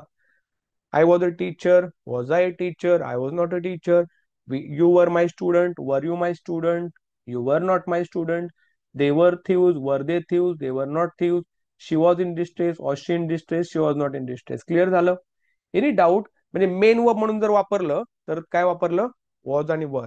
हे काय दाखवतं? भूतकाळातली अवस्था, म्हणजे your condition in the past situation is indicated with the help of either was or were, and you can place it at the beginning of the sentence to make a question, and you can write not at the end of it to make a negative sentence. त्याच्यात not लिहिलं की negative होणार. Clear झालं? Clear म्हणा. Doubt असेल doubt विचारा. Done. Done. ठीक आहे. चला, आता किती परत 3 ऍड झाले वाक्य. मग टोटल वाक्य किती झाले आपले? 12 आणि 3 किती पोरांनो? 12 आणि 3 18 का 15? 12 आणि 3 15 झाले. ठीक आहे, 12 आणि 3 15 झाले. एक वाक्य आपण 15 वाक्यात चालू. मग तुमच्या ते कानावर पडून पडून जाईल. मी समजा म्हटलं I dial, I dial Narendra Modi's number. नको नरेंद्र मोदी साहेबांचा, वेगळा कोणाचा तरी घेऊ. I dial your number, I dial your number. Question काय होईल? Do I dial your number, I do not dial your number. परंतु आय काढून टाका, इथला वेगळा शब्द टाका. मी समजावलं रेशमा डाईल्स, रेशमा डाईल्स माय नंबर. रेशमा डाईल्स म्हणलं का? म्हणलं डाईल्स. रेशमा कोण आहे? थर्ड पर्सन आहे, बाई माणूस आहे. शी वापरणार. शी डाईल्स. आठवतंय का? थर्ड पर्सन सिंग्युलर असेल तर क्रियापद येस किंवा एस प्रती लागतो. रेशमा डाईल्स माय नंबर. मग डाईल्स म्हणजेच काय असतं? कोणतरी म्हणलं नाही रेशमा नाही dial, no, Reshma does dial my number. Question काय होणार? Does Reshma dial my number, Reshma does not dial my number. झाला साधा. पुढं, Reshma is dialling my number. Is Reshma dialling my number, Reshma is not dialling my number. Reshma has dialled my number, has Reshma dialled my number, Reshma has not dialled my number. Reshma has been dialling my number, has Reshma been dialling my number, Reshma has not been dialling my number. पुढं, रेशमा डाईल्ड माय number. आता नीट ऐका, रेशमा डाईल्ड म्हटलंय. आता डाईल्डचं spelling बघा, एक नीट लक्षात ठेवा. मी लिहितोय या ठिकाणी, लिहितोय साधा भूतकाळ चाललाय ना आपला. समजा म्हटलं रेशमा डाईल्ड, DIALED, डाईल्ड माय नंबर, डाईल्ड माय नंबर. स्पेलिंग चुकलं तर इग्नोर कर बरं का. मग आता डाईल्ड म्हणजेच काय असतं माहितीये का? डाईल्ड म्हणजे असतं did plus dial, did plus dial. म्हणजे तो ईडी लागलाय का शेवटी? ईडी लागलाय ना, तो डीड असतो. मग तो डीड आहे, तो लपलेला आहे. हा डीड आहे ना, लपलेला आहे ना पोरांनो, याला असा ओढून काढायचा. याला असा घ्यायचा इथून. कलर आपण चेंज करू, ठीक आहे, असू द्या आज. याला आहे ना, हा डीडला असा बाहेर काढला आपण. इथं पुढे लिहिला, मग काय झालं? Did Reshma dial my number, did Reshma dial my number, and Reshma did not dial my number. एक वाक्य लिहितोय, नीट लक्षात ठेवा. मी समजा असं वाक्य लिहिलं, राहुल रोट अ लेटर. राहुलने पत्र लिहिलं, राहुल रोट अ लेटर. पण कोणतरी म्हणलं नाही राहुलला लिहिताच येत नाही. तुम्ही काय सांगता राहुलने पत्र? म्हणलं तुला माहिती नाही. माझा आवाज क्लिअर येतोय का ब्रेक होतोय पोरांनो? Am I clear or my voice is breaking? Hello hello hello hello. Clear येतोय का? ते माईक मध्ये ते दाखवत नाही मला. क्लिअर येतोय, ठीक आहे, थँक्यू प्रतीक्षा मॅम. इकडे बघा. Rahul dialled, sorry, Rahul wrote a letter. राहुलने पत्र लिहिलं. राहुलने पत्र लिहिलं. आता राहुलने पत्र लिहिलं, कोणतरी म्हणलं कसलं राहुलला लिहिताच येत नाही, काही सांगताय तुम्ही, म्हणलं नो. राहुल, बघा या वाक्याचा परत अरे बघा, Rahul, Rahul did, did write a letter. Rahul did write a letter. झालं वाक्य. म्हणजे रोट म्हणजेच काय, रोट म्हणजे डीड राईट, लक्षात ठेवा. पण आपण ते तोडतो कधी माहितीये का, जोर द्यायचा असेल तर. जोर द्यायचा असेल तर उदाहरणार्थ बघा, समजा मी म्हटलं Rahul wrote a letter, Rahul did write. आता मला माझ्याकडे सहाय्यकारी क्रियापद नव्हतं, तयार झालं. मग प्रश्न करताना मी काय करेल, कुणाला पुढे घेईल. झालं ना तयार माझ्याकडे, मी तयार केले, त्याला मग काय म्हणेल, did Rahul write a letter. शेवटी क्वेश्चन मार्क देईल, प्रश्न आहे. निगेटिव्ह काय होईल, Rahul did not write a letter. Rahul did not write a letter. झाले का. आता तुमच्या समोर आहेत ना पूर्ण 4 वाक्य लिहिलेले आहेत. There are 4 sentences on your screen. या 4 वाक्यांपैकी कोणतं असं वाक्य आहे का जे साध्या भूतकाळात नाहीत. तर सगळी वाक्य साध्या भूतकाळामध्ये आहेत. पूर्ण चेक करा. एका एकाला घेऊ आपण आता. नीट लक्ष देऊन ऐका. चुकू नका, चुकू नका. इकडे बघा, म्हणलं राहुल रोट अ लेटर. आता रोट म्हणले मी, रोट. रोट म्हणजेच काय पोरांनो, रोट म्हणजेच काय होतं, काय होतं रोट म्हणजे, काय होतं रोट म्हणजे, होतं डीड राईट. बरोबर का, रोट म्हणजे होतं डीड राईट. मग हा डीड पुढे घेतला, हा डीड पुढे घेतला की वाक्य झालं प्रश्नार्थी. डीड आणि रोट एकत्र येणार नाही. डीड आणि रोट एकत्र येणार नाही. जर मी असं म्हणतोय ना, डीड राहुल रोट लेटर, याचा अर्थ समजायचा आपला विषय संपला. असं होतच नाही. मी सांगितलं ना, एक मॅन में दो तलवारी नाही बैठ सकती. डीड राहुल रोट लेटर कसं होणार, रोट म्हणजे डीड राईट आहे ना. मग इथं काय येणार, Rahul did not write a letter. म्हणजे 4 ही वाक्य पूर्ण आपली एकाच काळामध्ये. तो काळ कोणता आहे, कोणता आहे सांगा मला. तो काळ आहे आपला simple past tense. Is it clear now. समजलं, समजलं. अजून एक सेंटेन्स देऊ, करताल. एक सेंटेन्स ट्राय करायचं, अजून एक एक ट्राय करू आपण, बघू जमतंय का तुम्हाला. लेट्स सी, तुम्हाला जमतंय का बघू आपण. येस.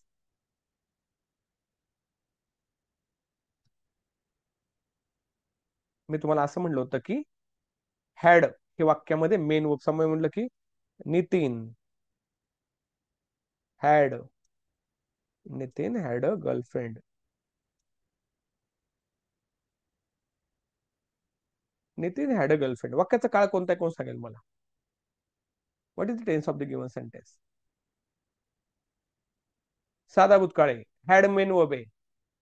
पण चला, याचा प्रश्न तुम्ही असा करणार का, हॅड नितीन गर्लफ्रेंड, असं होईल का. असं होईल का पूर्ण, असं होईल का. असं काय होतं, हॅड नितीन गर्लफ्रेंड असं होतं का कधी. कधीच होत नाही. मग तुम्हाला माहिती हॅड मेन वर्ब आहे, म्हणजे हॅड म्हणजे काय असतं, काय असतं, did plus have. Did plus have असतं. मग मी काय करेल, मी असं म्हणेल, नितीन, अरे तुला माहिती नाही, Nitin did have a girlfriend. Okay, बरोबर आलं. कोणतरी नाही तुला माहिती नाही, नितीन ला गर्लफ्रेंड नव्हती. Nitin did not, did not had म्हणायचं नाही, did not have a girlfriend. वाक्य चुकी सगळे बरोबर चेक करा एकदा बघा. डोकं लावा जरा, चेक करा. येते का लक्षात. हॅडला तोडायचं कधी, हॅडला तोडायचं कधी. येस, करेक्ट, व्हेरी गुड प्रतीक्षा. हॅडला कधी तोडायचं, हॅडला तोडायचं कधी, जर ते मेन वर्ब असेल तर तोडायचं, नाही तर तोडायची गरज पडत नाही. हेडला तेव्हाच तोडायचं जेव्हा ते मेन वर्ब असेल तेव्हा. जायचं पुढं. Any doubt about this. Shall we move to the next one. Clear झालं. थांबा, एक वेट वेट वेट वेट. हे हॅडचं झालं. अजून एक देतो, एक सिंपल, जाऊन लगेच पुढे जाऊ आपण. Manisha washed, washed a car. मनीषाने कार धुतली. आता वॉशड, वॉशड म्हणजेच काय असतं, वॉशड म्हणजेच काय असतं, वॉश आणि काय असतं, वॉश आणि डीड इज इक्वल टू काय, इज इक्वल टू काय, is equal to washed. Right. मग क्वेश्चन काय होईल, did Manisha wash a car, आणि वॉश अ कार, आणि निगेटिव्ह काय होईल पोरांनो? निगेटिव्ह काय होईल? निगेटिव्ह काय होईल? निगेटिव्ह काय होईल? Manisha did not wash a car. किती लोकांना कळला हा प्रश्न? किती लोकांना ही कॉन्सेप्ट क्लिअर झाली? की तुम्हाला आता जर क्लिअर झाली तरच तुमचे पुढचे क्वेश्चन टॅगचे मार्क पडतील, नाही तर जाणार सगळे मार्क तुमचे. क्लिअर झालं? Thank you Aditi, thank you Pratiksha ma'am. I hope Sushant सगळ्यांना क्लिअर झालं असेल. प्रियंका मॅम क्लिअर झालं असेल असं आपण गृहीत धरून चालतोय. I hope it's clear now. जायचं पुढं. Shall we move to the next one? आणि हे लक्षात ठेवा बघा पोरांनो, एक गोष्ट महत्वाची. माणसाच्या मेंदूचं सगळ्यात मोठं वैशिष्ट्य कोणतं? तर माणूस चांगल्या गोष्टी लवकर विसरतो आणि वाईट गोष्टी माणसाच्या कायम लक्षात राहतात. मग चांगल्या गोष्टीत लक्षात राहण्यासाठी एकच पर्याय, तो म्हणजे त्याचं म्हणजे रिव्हिजन करणे. तर मानवाच्या मेंदूचं सगळ्यात मोठं वैशिष्ट्य म्हणजे विस्मरण. जर तुम्ही या गोष्टी रिव्हिजन नाही केल्या तर तुम्हाला तो वेळ लागणार. म्हणून आता याला आपण असं म्हणू की it's a kind of a benefit of technology. नाहीतर पहिला बेनिफिट नव्हता. पहिल्यांदा लोकांना ऑप्शन नसायचा. आता तुम्हाला ऑप्शन आहे, हे रेकॉर्डेड मिळतंय. परत परत बघा, परत परत बघा. कुठे स्पोकनची करायची गरज नाही पडणार. कोणते एक्झाम असू द्या, तुम्हाला कोणत्याच एक्झाम मध्ये कसलाच प्रॉब्लेम नाही येणार.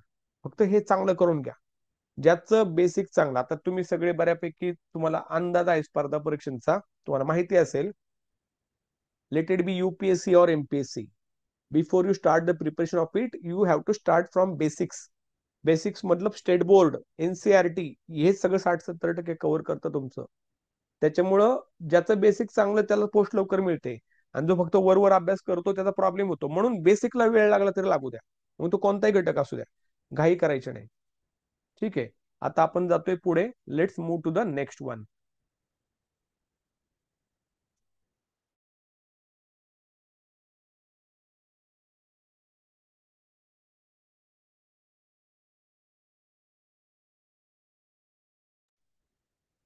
हे झालं होतं. पुढे बघा. Had as a main verb. Had as a main verb. मी तुम्हाला सांगितलं, वॉज आणि वेअरच्या बाबतीत जास्त कन्फ्युजन नाहीये. वाक्याच्या सुरुवातीला वॉज घेतलं की प्रश्न तयार होतो. वॉजच्या नंतर नॉट लायला निगेटिव्ह तयार होतं. वेअर असेल वाक्यामध्ये, पुढे घेतलं क्वेश्चन तयार होतो. पण हॅडचं तसं नाही पोरांनो. हॅडला तोडावं लागतं. बघा काय म्हटलं, इकडे लक्ष द्या. Had is use to show possession in the sentence. Possession म्हणजेच काय? पोझेशन म्हणजे मालकी.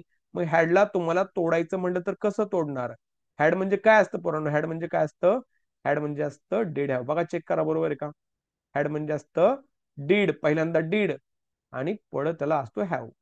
पण चुकून सुद्धा लक्षात ठेवा, ज्या गोष्टी एकत्र कधीच येऊ शकत नाहीत, उदाहरणार्थ आग आणि पाणी एकत्र नसणार आहे, राईट? त्याचप्रमाणे हॅड आणि डीड एकत्र कधीच नाही येणार. म्हणजे डीड पण आले एकाच वाक्यात आणि हॅड पण आले कधीच होणार नाही. डज पण आले आणि हॅज पण आले होणारच नाही. डज हॅज दुश्मन, डीड हॅड दुश्मन, लक्षात ठेवा. हे कधीच एकत्र येत नाहीत. म्हणजे हॅड म्हणजेच काय असतं? Did plus have. म्हणजे एखाद्या वाक्यात जर असेल ना, did I had did I had did I had breakfast with you, चुकलं. Did I have a breakfast with you, मी तुझ्याबरोबर ब्रेकफास्ट घेतला का, अशा प्रकारे ते वाक्य झालं पाहिजे. येते लक्षात? तुमच्या समोर वाक्य पुराण एक एक बघून घ्या. काय म्हटलं? आय हॅड अ कार, माझ्याकडे कार होती. म्हणजेच काय रे पोरांनो? म्हणजेच काय आलं? म्हणजेच I did have a car. बघा आलं का बरोबर? I did have a car. आता प्रश्न करताना मला हेल्पिंग वर्ब लागतं. तयार झालं, मी पुढे घेतलं did I have a car. पण चुकून सुद्धा इथं did I had a car म्हणू नका, चुकेल. आणि इथं केलं I did not have a car. मी इथं डीड नॉट लावलं, इथं हॅव लावून टाकलं, माझं वाक्य बरोबर आलं. या सगळ्या वाक्यांचा काळ एकच आहे, तो म्हणजे साधा साधा भूतकाळ, सिंपल पास्ट टेन्स, एसपीटी. लक्षात ठेवा. क्लिअर झालं? क्लिअर झालं? एनी डाऊट अबाउट दिस? साधा भूतकाळ समजलं सगळ्यांना? साधा भूतकाळ समजला. आता एक महत्वाचा रूल रूल लक्षात ठेवायचा. हा रूल जर नसेल तरी तो एकदा बघून घ्या. मी तो टाईप करतो या ठिकाणी. कायम लक्षात ठेवा, we always use time expression in simple past tense. म्हणजे आपण कायम आहे ना साध्या भूतकाळामध्ये सिंपल पास्ट टेन्स मध्ये टाइम एक्सप्रेशन वापरतो. आता टाइम एक्सप्रेशन काय प्रकार नीट आहे का? टाइम एक्सप्रेशन काय प्रकार, समजा तुम्ही इंटरव्ह्यूला गेला कुठं, इंटरव्ह्यू वाल्याने तुम्हाला प्रश्न विचारला, वेन, समजा साहेब आर यू ग्रॅज्युएट, असं are you graduate or have you completed your degree, काय प्रश्न विचारलाय? Have you completed your degree? तुम्ही yes sir I have completed my degree, I have completed my degree. त्याने विचारला when did you complete your degree, तुझी degree कधी complete झाली? तुम्ही सांगितलं पाहिजे sir I completed my degree in 2009. म्हणजे एखादी क्रिया केव्हा झाली हा काळ दाखवला असतो. Long long ago there lived a king, आठवतंय का? लॉंग लॉंग ॲगो, अनेक वर्षापूर्वी, there lived, lived direct V two साधा भूतकाळ.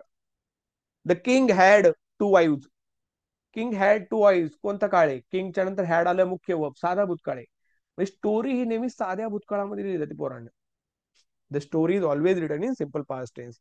The king had two wives, right, and the king was very brave, राजा खूप शूर होता. येते लक्षात हे सगळे. म्हणजे ज्या वाक्यामध्ये टाइम एक्सप्रेशन असेल तर ते वाक्य साध्या भूतकाळामध्येच असतं. टाइम एक्सप्रेशन असणारं वाक्य साध्या भूतकाळामध्येच असतं. एक एक वाक्य देतोय तुम्हाला, बघा चेक करा हे वाक्य चुकी बरोबर. तुम्हाला म्हटलं find out whether correct or incorrect sentence आहे, तुम्ही चेक करून मला सांगा. मी म्हटलं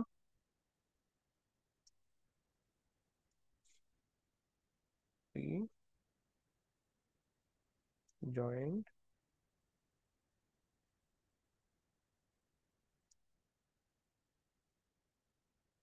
we joined that company in 2022.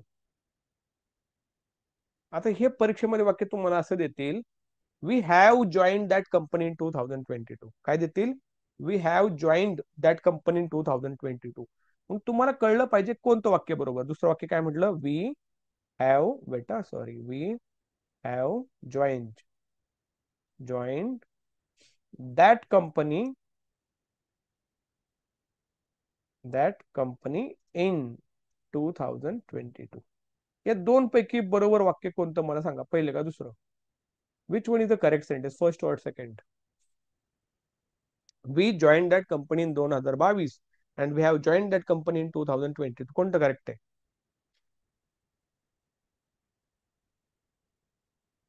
पहिलं का दुसरं? आता मी तुम्हाला म्हटलं होतं येस एक्झॅक्टली, बरोबर. ओके, ठीक आहे, मला दोन उत्तरं मिळाली. सेकंड सेकंड सगळे म्हणतायत. नीट आहे का? आपलं काय ठरलंय? इकडे बघा पोरांनो, चुकू द्या, चुकलं तर, चुकणे हा मनुष्य धर्म आहे. इकडे बघा, ऑलवेज टाइम एक्सप्रेशन म्हणजे टाइम दर्शवणारा शब्द त्या वाक्यामध्ये आलेला असतो. यामध्ये we joined that company in 2022 म्हटलंय. हे होतं तुमचं वाक्य क्रमांक 1. आणि हे होतं we have joined that company in 2022, हे तुमचं होतं वाक्य क्रमांक 2. मी तुम्हाला म्हणलं यातलं बरोबर कोणतं? तर ज्या वाक्यामध्ये की क्रिया केव्हा घडली हे मेन्शन केलेलं असतं ते वाक्य साध्या भूतकाळात असतं. ज्या वाक्यामध्ये क्रिया केव्हा घडली, समजा म्हणलं आय गॉट मॅरिड इन 2019, पण 2019, मी जर असं म्हणा yes I have got married in 2019, चूक, wrong. I got married in 2019 correct, कारण मी म्हणलं 19 मध्ये लग्न झालं, करेक्ट आहे. पण आय हॅव गॉट मॅरिड, पण कोणी म्हणलं yes sir have you got married? Yes man I have got married, माझं लग्न झालंय. पण कधी झालं? Wien did you get married? I got married in 2019. येते लक्षात? म्हणजे ज्यावेळी वाक्यामध्ये क्रिया केव्हा घडली हा शब्द टाइम इंडिकेटर असेल तर समजून जायचं आपलं वाक्य साध्या भूतकाळामध्येच पाहिजे. आपलं वाक्य साध्या भूतकाळामध्येच पाहिजे. ठीक आहे, क्लिअर झालं? अजून एक वाक्य समजा मी म्हटलं we completed our topic last weak.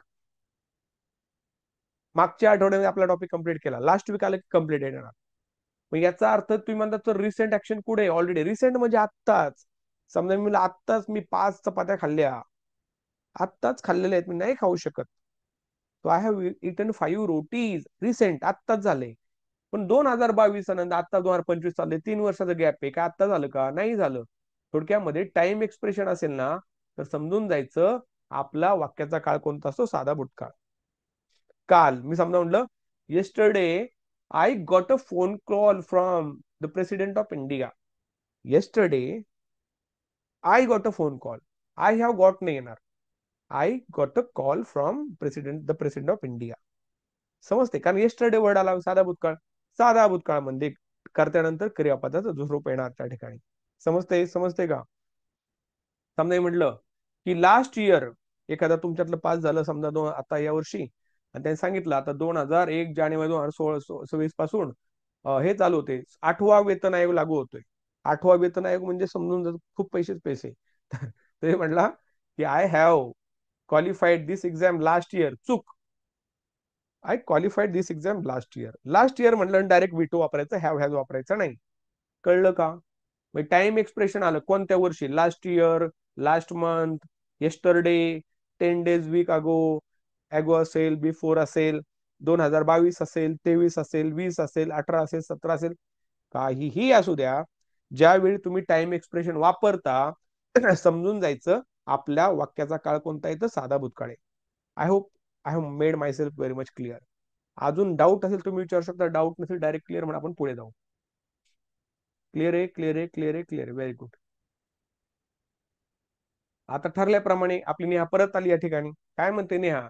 Neha एकच काम करते, नेहा बिचारी आपली चित्र काढते. काय म्हणते नेहा बघा, same tense can be use in 3 formats.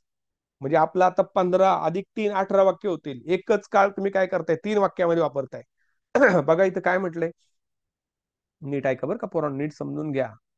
हे नाही कळलं विचारा मला. आता या ठिकाणी म्हटलं Neha painted a picture. Neha painted a picture. मग पेंटेड म्हणजेच काय असतं, आठवते का? काय असतं पेंटेडचा अर्थ? काय होतो? हा ईडी आहे ना, ईडी. हा बघा ईडी, ईडी. हा ईडी दाखवतो तुम्हाला मी. हा जो ईडी आहे ना, ईडी. ईडी म्हणजे काय रे? ईडी म्हणजे काय? डीड आहे, डीड. लपलाय तो, बाहेर काढा ओढून त्याला, काढा ओढून बाहेर त्याला. म्हणजे काय म्हटलं, पेंटेड म्हणजेच काय असतं? पेंटेड म्हणजेच काय असतं? Did paint. आलं का? चेक करा बरोबर. पेंटेड म्हणजेच काय असतं? डीड पेंट असतं. पेंटेड म्हणजेच काय असतं? डीड पेंट असतं. मग त्याला आपण हे का लिहिलो, डीड पेंट का लिहितो आपण? जर मला त्या वाक्यामध्ये जोर द्यायचा आहे. एवढं नेहा पेंटेड पिक्चर, नेहाने चित्र काढलं. कोणतरी म्हणलं नेहाला काहीच येत नाही, चित्र काढायचं काय सांगतोय? म्हणून no, Neha did paint picture. Did मोठ्याने म्हटलं की समजायचं जोर देतोय हा. समजा आता तुम्हाला माहिती असेल की मुलगी आणि वडील, father is always very much protective about her daughter. बरोबर. समजा एखाद्यांची मुलगी शाळेमध्ये नापास झाली, बरोबर, आणि प्रिन्सिपॉल म्हटले की जा तुमच्या पालकांना बोलून आणा. पालक शाळेमध्ये आले. वडील म्हटले की माझी मुलगी खूप अभ्यास करते. म्हणजे काय म्हणले वडील? काय म्हणले? माय डॉटर शी स्टडीड हार्ड. तिने खूप चांगला अभ्यास केला. तुमच्याकडूनच काहीतरी चुकी झाली असेल, पेपर चेक कराय, माझी मुलगी नापास होऊ शकत नाही. पहिल्यांदा वडिलांचं म्हणणं काय होतं? She studied hard. Then how did she fail in exam, right? नापास कशी झाली? तर हाऊ शी स्टडीड हार्ड पप्पा म्हणले. तर सर म्हणले अहो तिने जर अभ्यास केला असता ना, 7 पैकी 5 विषयात नापास नसती झाली. पण तरी पप्पा ऐकत नाहीत. पप्पा काय म्हणतात? No no sir. काय म्हणतात? No no sir, she did study hard. अहो तिने खूप अभ्यास केला. She did study hard. म्हणजे she studied hard, general sentence. Did study जास्त जोर लावून बोलले. आता प्रिन्सिपल म्हणले खरा अभ्यास केला का तुमच्या पोरीने? मग काय म्हणले? Did she study hard. Did she study hard. तिने खरंच एवढा चांगला अभ्यास केला का? तर मग ते पप्पा, ते शेजारी मम्मी होते, म्हणजे कसला अभ्यास काय नाही केला तिने? She did not study hard. Did not study hard. समजलं का मी काय म्हणायचंय मला? बघा 3 वाक्य चेक करा. म्हणजे तिने अभ्यास केला. तिने अभ्यास केला का? तिने अभ्यास केला नाही. काय म्हटलं? केला. बघा येतं, म्हणजे ज्या वाक्याच्या शेवटी काय येते? ल येते. बघा येतं. आपण ह्याला आपण हायलाइट करू थोडं पोरांनो. Let's highlight this one wait. बघा या ठिकाणी मी काय म्हटलं, या ठिकाणी ल आलाय बघा, ल. इथं पण काय आलाय? ले. आणि का इथं आहे नाही आलं बरं का पुढं. म्हणजे ज्या वाक्याच्या शेवटी ले ले का हे आलं फक्त साधा वर्तमान काळ साधा भूतकाळ असतो. Neha painted picture, Neha did paint a picture. मला याचा करायचंय काय, मला याचं करायचंय काय, मला प्रश्न करायचा आहे. मी डायरेक्ट या डीडला पुढे ओढत नेला, लिहून टाकला आणि याला गोल मारून टाकला. काय म्हटलं? Neha did did Neha paint a picture. नेहाने चित्र रंगवले का? क्वेश्चन काय झाला? निगेटिव्ह डायरेक्ट नॉट लावून टाकलं. Neha did not paint a picture. नेहाने चित्र रंगवले नाही. आता हे सगळं जे तुमच्या समोर लिहिलेलं आहे या सगळ्या वाक्यांचा काळ साधा भूतकाळ आहे का? चेक करून सांगा मला, आहे का? साधा भूतकाळ आहे पोरांनो? Yes or no? आहे साधा भूतकाळ. किती लोकांना कळला साधा भूतकाळ? चांगल्या प्रकारे, चांगल्या प्रकारे कळला. Very good. आता समजा हे समज व्हेरी गुड, सगळ्यांना कळला असेल आय होप सो. जर नाही कळला तर रेकॉर्डिंग बघा. रेकॉर्डिंग बघून नाही कळला, तुमच्याकडे नंबर आहे माझा, फोन करा मला, मी तुम्हाला ऑडिओ मेसेज पाठवून देईल. ठीक आहे. चल I move to the next one. मी पुढे जाऊ का आता?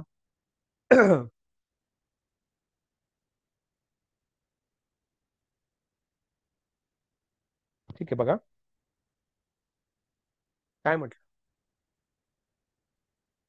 काय असतं? A definite point of time दिलेला असतो. मी तुम्हाला म्हटलं की एखादी क्रिया केव्हा घडली हा टाइम त्या वाक्यामध्ये दाखवलेला असेल ना, तर समजून जायचं आपलं वाक्य साध्या भूतकाळात. Definite time point of time. जसं काय? Last weak. लास्ट वीक म्हणजे मागच्या आठवड्यामध्ये, बरं का. तसं त्याबरोबर काय? येस्टरडे, लॉंग लॉंग ॲगो असेल, 2022 असेल. अशा प्रकारे एक्झॅक्ट पॉइंट ऑफ टाइम दिला कधी एखादी क्रिया घडली तर तर त्यावेळी आपण काय करतो? When I was a kid et cetera. बरोबर का? बघा, when I was a kid, मी जेव्हा लहान होतो, तर काय झालं? वॉज काय झालं? साधा भूतकाळ दाखवतोय. आता याच्यामध्ये खाली 3 सेंटेन्सेस तुमच्या समोर आहेत. आय सबमिटेड माय प्रोजेक्ट, इथं काय शब्द आलाय? काय आलाय बघा? Last weak. लास्ट वीक म्हणजे मागच्या आठवड्यामध्ये. लक्षात ठेवा, साध्या भूतकाळामध्ये टाइम एक्सप्रेशन येतं I submitted my project last week. चुकून तुम्हाला परीक्षेत असं देतील 3 वाक्य देतात बरं का, 4 वाक्य देतात. I have submitted my project last week. आपण तर बरोबर की हा मागच्या आठवड्यामध्ये माझा प्रोजेक्ट मी सबमिट केला आहे. नो, लास्ट वीक म्हटलंय साधा भूतकाळ. आय सबमिटेड आलं पाहिजे. इथं डायरेक्ट तुम्ही काय करायचं? I submitted my project last week म्हणायचं लगेच. पुढं येस्टरडे आले बघा. येस्टरडे आले, डोळे दाखवून समजायचं आपला साधा भूतकाळ म्हणजे कर्त्यानंतर क्रियापदात दुसरं रूप आलं का चेक करायचं. 100% आलंय. माझं वाक्य बरोबर आलं. She visited her office yesterday. Correct. But when I was a child, आता काय म्हणते बघा, जेव्हा मी लहान होतो. When I was a child, चाइल्डला चौकोन झाला आपण त्याला गोल करू. When I was a child, when I was a child I went to my uncle's home. Went म्हणजे गेलो. Go went go. बघा, एक लक्षात ठेवा, अजून एक महत्वाचं एक गंमत सांगा. गंमत म्हणजे काळाची गंमत सांगतोय तुम्हाला मी. पहिल्या वाक्यामध्ये साधा वर्तमान काळ असेल, पुढच्या वाक्यात साधा वर्तमान काळ येतो. एक वाक्य देतो, 2 वाक्य लिहितोय. थोडं लक्ष देऊन ऐका. नाही कळलं तर सोडून द्या, पुढे मी त्याला घेणार. कळलं तर लक्ष द्या. समजा म्हटलं, when I got up, when I got up I saw a ghost. जेव्हा मी उठून पाहिलं मला भूत दिसलं. पण मी त्याला म्हणलं, अरे काय वृत्तच आहे, मी जेव्हा जेव्हा उठतो मला भूत दिसतं. When I get up, when I get up I see a ghost. नीट आहे का बघा, नीट आहे का, काय म्हणलं नीट बघा. तुम्हाला परीक्षेत काय करतील माहितीये का? असं म्हणतील, when I got up I see a ghost. अरे या ठिकाणी, या ठिकाणी, या ठिकाणी जर, या ठिकाणी जर मी, या ठिकाणी जर मी गॉटअप वापरतोय, वेन आय गॉटअप म्हणा, वोकअप म्हणा, साधा भूतकाळ आहे. इथं साधा भूतकाळ असेल तर इथं सुद्धा साधा भूतकाळच येणार. आता वेन आय गेटअप म्हटलं, मी जेव्हा उठतो मला भूत दिसतं. When I get up I I see a ghost, मला भूत दिसतं. म्हणजे या वाक्यात साधा भूतकाळ असेल तर पुढच्या वाक्यात साधा भूतकाळ येणार. आधीच्या वाक्यात साधा वर्तमान काळ, साधा वर्तमान काळ येणार. कळतंय? लक्षात येते? लक्षात. आता याच्यानंतर जर टॉपिक असेल ना, तो चेंज द वाईस होणार. त्याच्यानंतर कंडिशनल सेंटेन्स. परंतु एक लक्षात ठेवा, कंडिशनल सेंटेन्स असा टॉपिक आहे, 4च वाक्य आहेत त्याच्यात. 4 वाक्य करा, 4 मार्क घेऊन जा. म्हणजे 2023 ची राज्यसेवा आलती. त्या राज्यसेवेच्या एक्झाम मध्ये 5 प्रश्न त्यांनी कंडिशनल सेंटेन्स होते. म्हणजे कंडिशनल सेंटेन्स म्हणजे इफ क्लॉज, इफ ची वाक्य असतात. त्या 4 रचना पाठ ठेवल्या की आउट ऑफ मार्क पडतात. मी प्रत्येक वेळ तेव्हा पण मुलांना सांगितलं हे चांगलं करा, पडतात पडतात मला. ठीक आहे, हे झालं clear. Shall we move to the next one? Any doubt about this? की जर वाक्यामध्ये टाइम एक्सप्रेशन दाखवणारा शब्द आला तर समजून जायचं आपण वाक्यामध्ये साधा भूतकाळच वापरला पाहिजे. मी क्लिअर करतोय. मी आता पुढे जातोय. काय म्हटलंय बघा, वाचून घ्या. It is use to show a series of completed action. म्हणजे समजा आपण म्हणतो ना, तो लक्षाचा मूवी ऐकलाय का तुम्ही? मी आलो, मी पाहिलं आणि मी जिंकून घेतलं सारं. ते गाणे हमाल दे धमाल मधला मूवी आहे बघा तो. तुमच्या काळात तुम्ही तुम्ही म्हणजे आमच्या तो मूवी खूप हिट होता. It is use to show series of completed action. म्हणजे एखाद्या ते ते गाणंच आहे, मी आलो, मी पाहिलं आणि मी जिंकून घेतलं सारं. बघा, मी आलो, ल आलं म्हणजे साधा भूतकाळ. मी पाहिलं, ल आलं म्हणजे साधा भूतकाळ. मी जिंकून घेतलं, ल आलं म्हणजे साधा भूतकाळ. म्हणजे सिरीज ऑफ ऍक्शन, जेव्हा सिरीज ऑफ ऍक्शन म्हणजे घटना एका मागून एक घडत आहे अशा प्रकारचं वर्णन असेल तर समजून जायचं आपला काळ साधा भूतकाळ पाहिजे. काय म्हटलं? आय वेंट टू ऑफिस, मी ऑफिसला गेलो. राईट. कम्प्लिटेड माय वर्क, माझं काम कम्प्लीट केलं. I completed my work and submitted the report. And submitted the report. समजा म्हटलं मी असं म्हटलं, I join class, I appeared for exam and I qualified exam and I became a rich person. म्हणजे अशा प्रकारे, म्हणजे it's a kind of series of completed action. I went to office, I completed my work, I submitted. चुकून सुद्धा असं नाही होणार बरं का, परीक्षेमध्ये सांगतोय. I went to the office, had completed my work. चुकलं, हॅड कशाला घेतो बाबा? दुसरी क्रिया कम्प्लिटेड घे, सबमिटेड घे. म्हणजे सिरीज ऑफ ऍक्शन या प्रकारे दाखवले जातात. 2 नंबरचं वाक्य वाचून बघा, बरोबर आहे का? काय म्हटलं? She arrived at the airport, ती एअरपोर्टवर पोहोचली. Right. Met miss Malhotra and sign the document. तिन्ही वाक्यामध्ये आपण साधा भूतकाळ वापरतो का चेक करा एकदा. काय म्हटलं? शी अराइव्ड म्हणजे तिचं एअरपोर्टवर आगमन झालं. त्याच्यानंतर she met miss Malhotra, miss मल्होत्राला ती भेटली आणि तिने डॉक्युमेंट साइन केलं. म्हणजे it is use to show series of completed action. अशा प्रकारे आपण याला या ठिकाणी म्हणत आहोत. क्लिअर असेल क्लिअर म्हणा, डाऊट असेल डाऊट विचारा. Is it clear? Clear clear clear. Doubt doubt doubt. Clear. Very good, very good. Let's move to the next one. पुढे बघा, नेक्स्ट स्लाइड आहे. Thank you.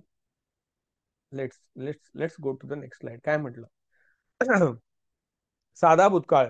This tense is use to show duration in the past and start and stops in the past. म्हणजे एखादी गोष्ट भूतकाळामध्ये चालू झाली, भूतकाळामध्ये संपली.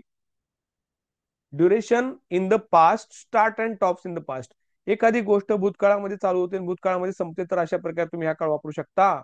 I lived in Pune for 2 weeks. परत हा रूल तर आलाच बघा. आला का बघा? फॉर आला म्हणजे 2 वीक्सच येणार. पुढे आलं का बघा, चेक करा.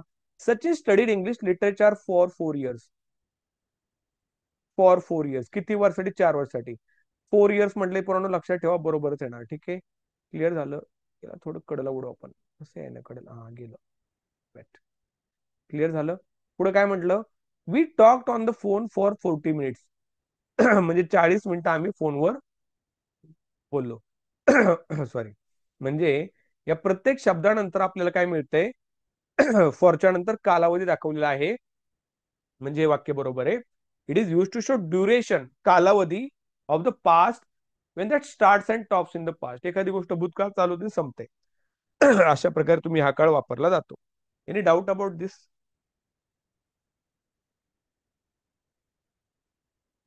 काय डाऊट याच्याबद्दल? जायचं पुढं?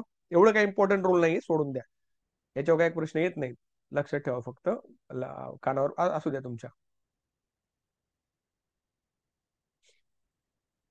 हा, याला तुम्ही स्टार करा, गोल करा, चौकोन करा, वर्तुळ आहेत, काही काढा, पण इम्पॉर्टंट रूल या. काय म्हटलं? This tense is use to show habit what stop in the past. म्हणजे भूतकाळामध्ये एखादी तुम्हाला सवय होती आणि ती सवय भूतकाळामध्येच थांबली. एखादी सवय भूतकाळामध्ये होती आणि ती सवय भूतकाळामध्ये थांबली. Your habit was there in the past and it stop in the past, same as use to. आता एक वाक्य बघा. ऑलवेज आहे. राईट. ऑलरेडी नाही बरं का, ऑलरेडी नाही. ऑलवेज आहे, ऑफन आहे, युजली आहे. हे साध्या वर्तमान काळामध्ये सुद्धा येतं, लक्षात ठेवा.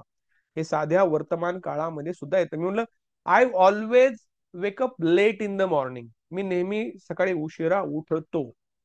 I often go to market. मी वारंवार मार्केटला जातो. She usually paints a picture. ती नेहमी चित्र रंगवते. म्हणजे आपण काय करतोय, we are having such kind of expression in simple present tense as well as in simple past tense. काय म्हटलं बघा, I always studied in library. म्हणजे तुम्हाला कोणी म्हटलं तुम्ही कसा पास झाला, म्हटलं तुम्ही अभ्यास करायचो. आणि I always studied in library. मी नेहमी लायब्ररीमध्ये काय करायचो, अभ्यास करायचो. I always studied in library. Always म्हटले तरी तर स्टडीड येणार. Sumit work hard at telephone booth after college. आता याच्यामध्ये ऑफर म्हणला तुम्ही, युजली म्हटला तरी चालेल. म्हणजे त्याची हॅबिट होती, तो टेलिफोन बूथवर काम करायचा आणि त्याच्यानंतर थांबली सुद्धा. आपण मागचं सांगतोय. ठीक आहे, क्लिअर झालं? एनी डाऊट अबाउट दिस? एक एक लाईन लक्षात ठेवा पोरांनो, ही लाईन मी लिहितोय, तुम्ही पण तुमच्याकडे असून ठेवा. काय म्हटलं बघा, नीट लक्षात ठेवा. ऑलवेज, ऑलवेज, युजली, युजली, त्याच्यानंतर ऑफन, ऑफ्टन, ऑफन म्हणा, ऑफ्टन म्हणा, काही म्हणा.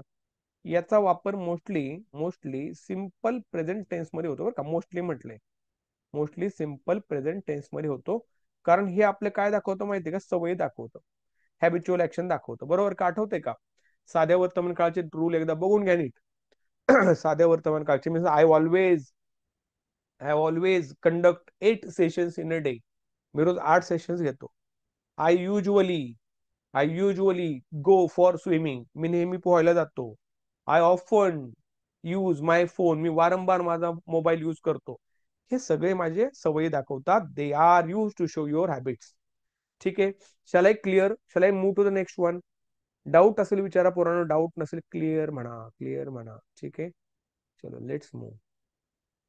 आता याला तुम्ही ना, या स्लाइडला आपण असं म्हणू की खूप जास्त महत्वाची. किती महत्वाची? तर खूप खूप खूप जास्त महत्वाची स्लाइड आहे तुमच्या समोर आता. नीट एक्सप्लेन करतोय, नीट लक्ष देऊन ऐका. It's very important. Thank you Sushant. बा काय म्हटलं, V2 म्हणजे एखादी जनरल ऍक्शन जी भूतकाळामध्ये व्हायची. V2 म्हणजे भूतकाळातली एखादी ऍक्शन, जनरल, साधी. V2 म्हणजे डायरेक्ट क्रियापदाचं दुसरं रूप वापरलं. General action in the past म्हणजे भूतकाळातली एखादी सामान्य क्रिया. General action in the past. I studied hard. काय म्हटलं बघा, I studied hard, I studied hard, I studied hard. कधी कधी कधी? Wien I was at Pune university. जेव्हा मी पुणे युनिव्हर्सिटीमध्ये होतो. आता मी आहे ना जनरल ऍक्शन सांगतो. मी पुणे विद्यापीठात असताना खूप अभ्यास करायचो. I studied hard Wien I was at Pune university. पुढे बघा, यूज टू म्हणजे एखाद्या वाक्यामध्ये कर्त्यानंतर युज टू आलं तर समजून जायचं वाक्याचं काम साधा भूतकाळच आहे. हे काय करतोय, हॅबिच्युअल ऍक्शन दाखवतं. कोणती कोणती कोणती? भूतकाळामधली habitual action in the past. It is use to show habitual action in the past. बघा, समजा आता मी समजा म्हटलं की तुम्ही आता जाऊ नका, मी आता थोडं माझं वेट गेन झालंय. पण when I was preparing for PSI physical, I use to run 5 kilometres in 30 minutes. म्हणजे आय यूज टू रन म्हणजे रोज पळायचो. किती? 5 किलोमीटर. किती मिनिटामध्ये? 30 मिनिटामध्ये. ही काय होती? माझी भूतकाळाची सवय होती. It was my past habit. I use to run 5 kilometres in 30 minutes. Second नाही बरं का. आपण काय रोबो आहे का? ते कोणत्या रोबो मूवी मधला चिट्टी तसं नाहीये. I use to run 5 kilometres.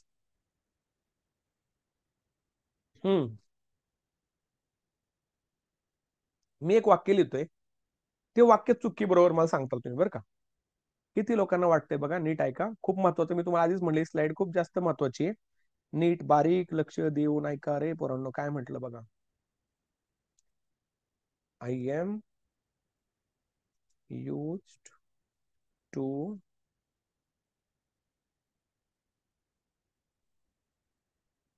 Driving a car like this. हे वाक्य, हे वाक्य चूक आहे की बरोबर? काय वाटतं तुम्हाला? आपल्या शाळेमध्ये तुम्ही यूज टू शिकलाय का नाही? म्हणजे I am use to driving a car like this. काय वाटतं प्रतीक्षा मॅम? प्रियंका मॅम काय वाटतं? येस, चुकीचं वाटतंय ना? राईट आहे, very good Pratiksha ma'am, right आहे. I am use to driving a car like this, याचा अर्थ काय सांगा, सांगू शकता मला? I use to drive a car like this म्हणजे मी अशा प्रकारे कार चालवायचो. And I am use to driving a car like this, हे पण वाक्य बरोबर आहे प्रतीक्षा मॅम, व्हेरी गुड. कारण आहे बघा, समजा समजा तुम्ही कुठेतरी ड्रायव्हिंग, तुम्ही चाललाय कुठेतरी आणि तुम्ही स्वतः ड्राईव्ह करताय, बरोबर? तुमच्या बरोबर तुमच्या जवळची व्यक्ती बसलेली आहे, जवळची व्यक्ती कुणी पण असेल, राईट? आणि तुम्ही पुण्यातून चाललाय, सिटीमधून चाललाय आणि तुम्ही ट्रॅफिक बघत नाही, सिग्नल बघत नाही, पहिला गिअर माहितीच नाही तुम्हाला, फर्स्ट सेकंड थर्ड फोर्थ वर चाललाय तुम्ही, एकदम रॅश ड्राईव्ह करताय तुम्ही. तर तुमच्या शेजारची तुमची जवळची व्यक्ती म्हणली मला खाली उतरू दे, तुला जायचे तुझा. तर तुम्ही त्याला म्हटला डोंट वरी डिअर, काळजी करू नको, I am use to driving a car like this, मुझे आदत है इस तरह कार चलाने की. इसका मतलब होता है कि आई एम एट प्रेझेंट, मुझे आदत है इस टाइप की, म्हणजे मला सवय आहे अशा प्रकारची. I am use to driving a car like this. मग लक्षात कसं ठेवायचं, लक्षात असं ठेवायचं, लक्षात कसं ठेवायचं, लक्षात ठेवायचं की कर्त्यानंतर ॲमी जर आलं, नंतर यूज टू आलं, तर त्याच्यानंतर डायरेक्ट क्रियापदाला आयएनजी प्रत्यय येतो. याचा अर्थ तो वर्तमान काळातली सवय, वर्तमान काळातली सवय. काय म्हटलं? I am use to driving. आता लोक म्हणतात की यूज टू आलं, टू म्हणजे इन्फिनिटिव्ह वी वन आलं पाहिजे, ते नाही येत. समजा तुम्ही एखाद्या पाहुण्याच्याकडे जेवायला गेला, पाहुण्याने तुम्हाला उरसाला जेवायला बोलवलं, तुम्ही जेवायला सुरुवात केली, राईट? नॉनव्हेज आहे, तुम्ही खाताय खाताय खाताय, पाहुणं म्हटलं, पाहुणं हळू होऊ द्या, जाताल जाताल म्हणजे त्रास होईल. ते म्हणलं की तुम्ही काळजी करू नका, don't worry, I am use to eating 10 rotis in a day. I am use to eating 10 rotis म्हणजे काय? मला रोज 10 भाकऱ्या खायची सवय आहे, तुम्ही आणा. येते का लक्षात? म्हणजे या ठिकाणी तुम्ही काय करताय, एम इज आर लक्षात ठेवा, मी स्टार करतोय, याला लक्षात ठेवा, याला काय म्हटलं बघा, हे लिहून घ्या. एम इज आर, याच्यानंतर जर यूज टू आलं, तर त्याच्यानंतर क्रियापदाला आयएनजी प्रत्यय लागतो आणि तो काय दाखवतो? प्रेझेंट अबिलिटी किंवा हॅबिट. प्रेझेंट ॲबिलिटी किंवा हॅबिट दाखवण्यासाठी याचा वापर केला जातो. किती लोकांना कळलं, झालं, समजलंय? I am use to driving car like this, मुझे तो ऐसी ही कार चलाने की आदत है, मुझे 10 रोटियां खाने की डेली आदत है. तो सच काइंड ऑफ सेंटेन्स हम यहाँ पे आपण या ठिकाणी यूज करतो. क्लिअर झालं? काही डाऊट आहे? Any doubt about this?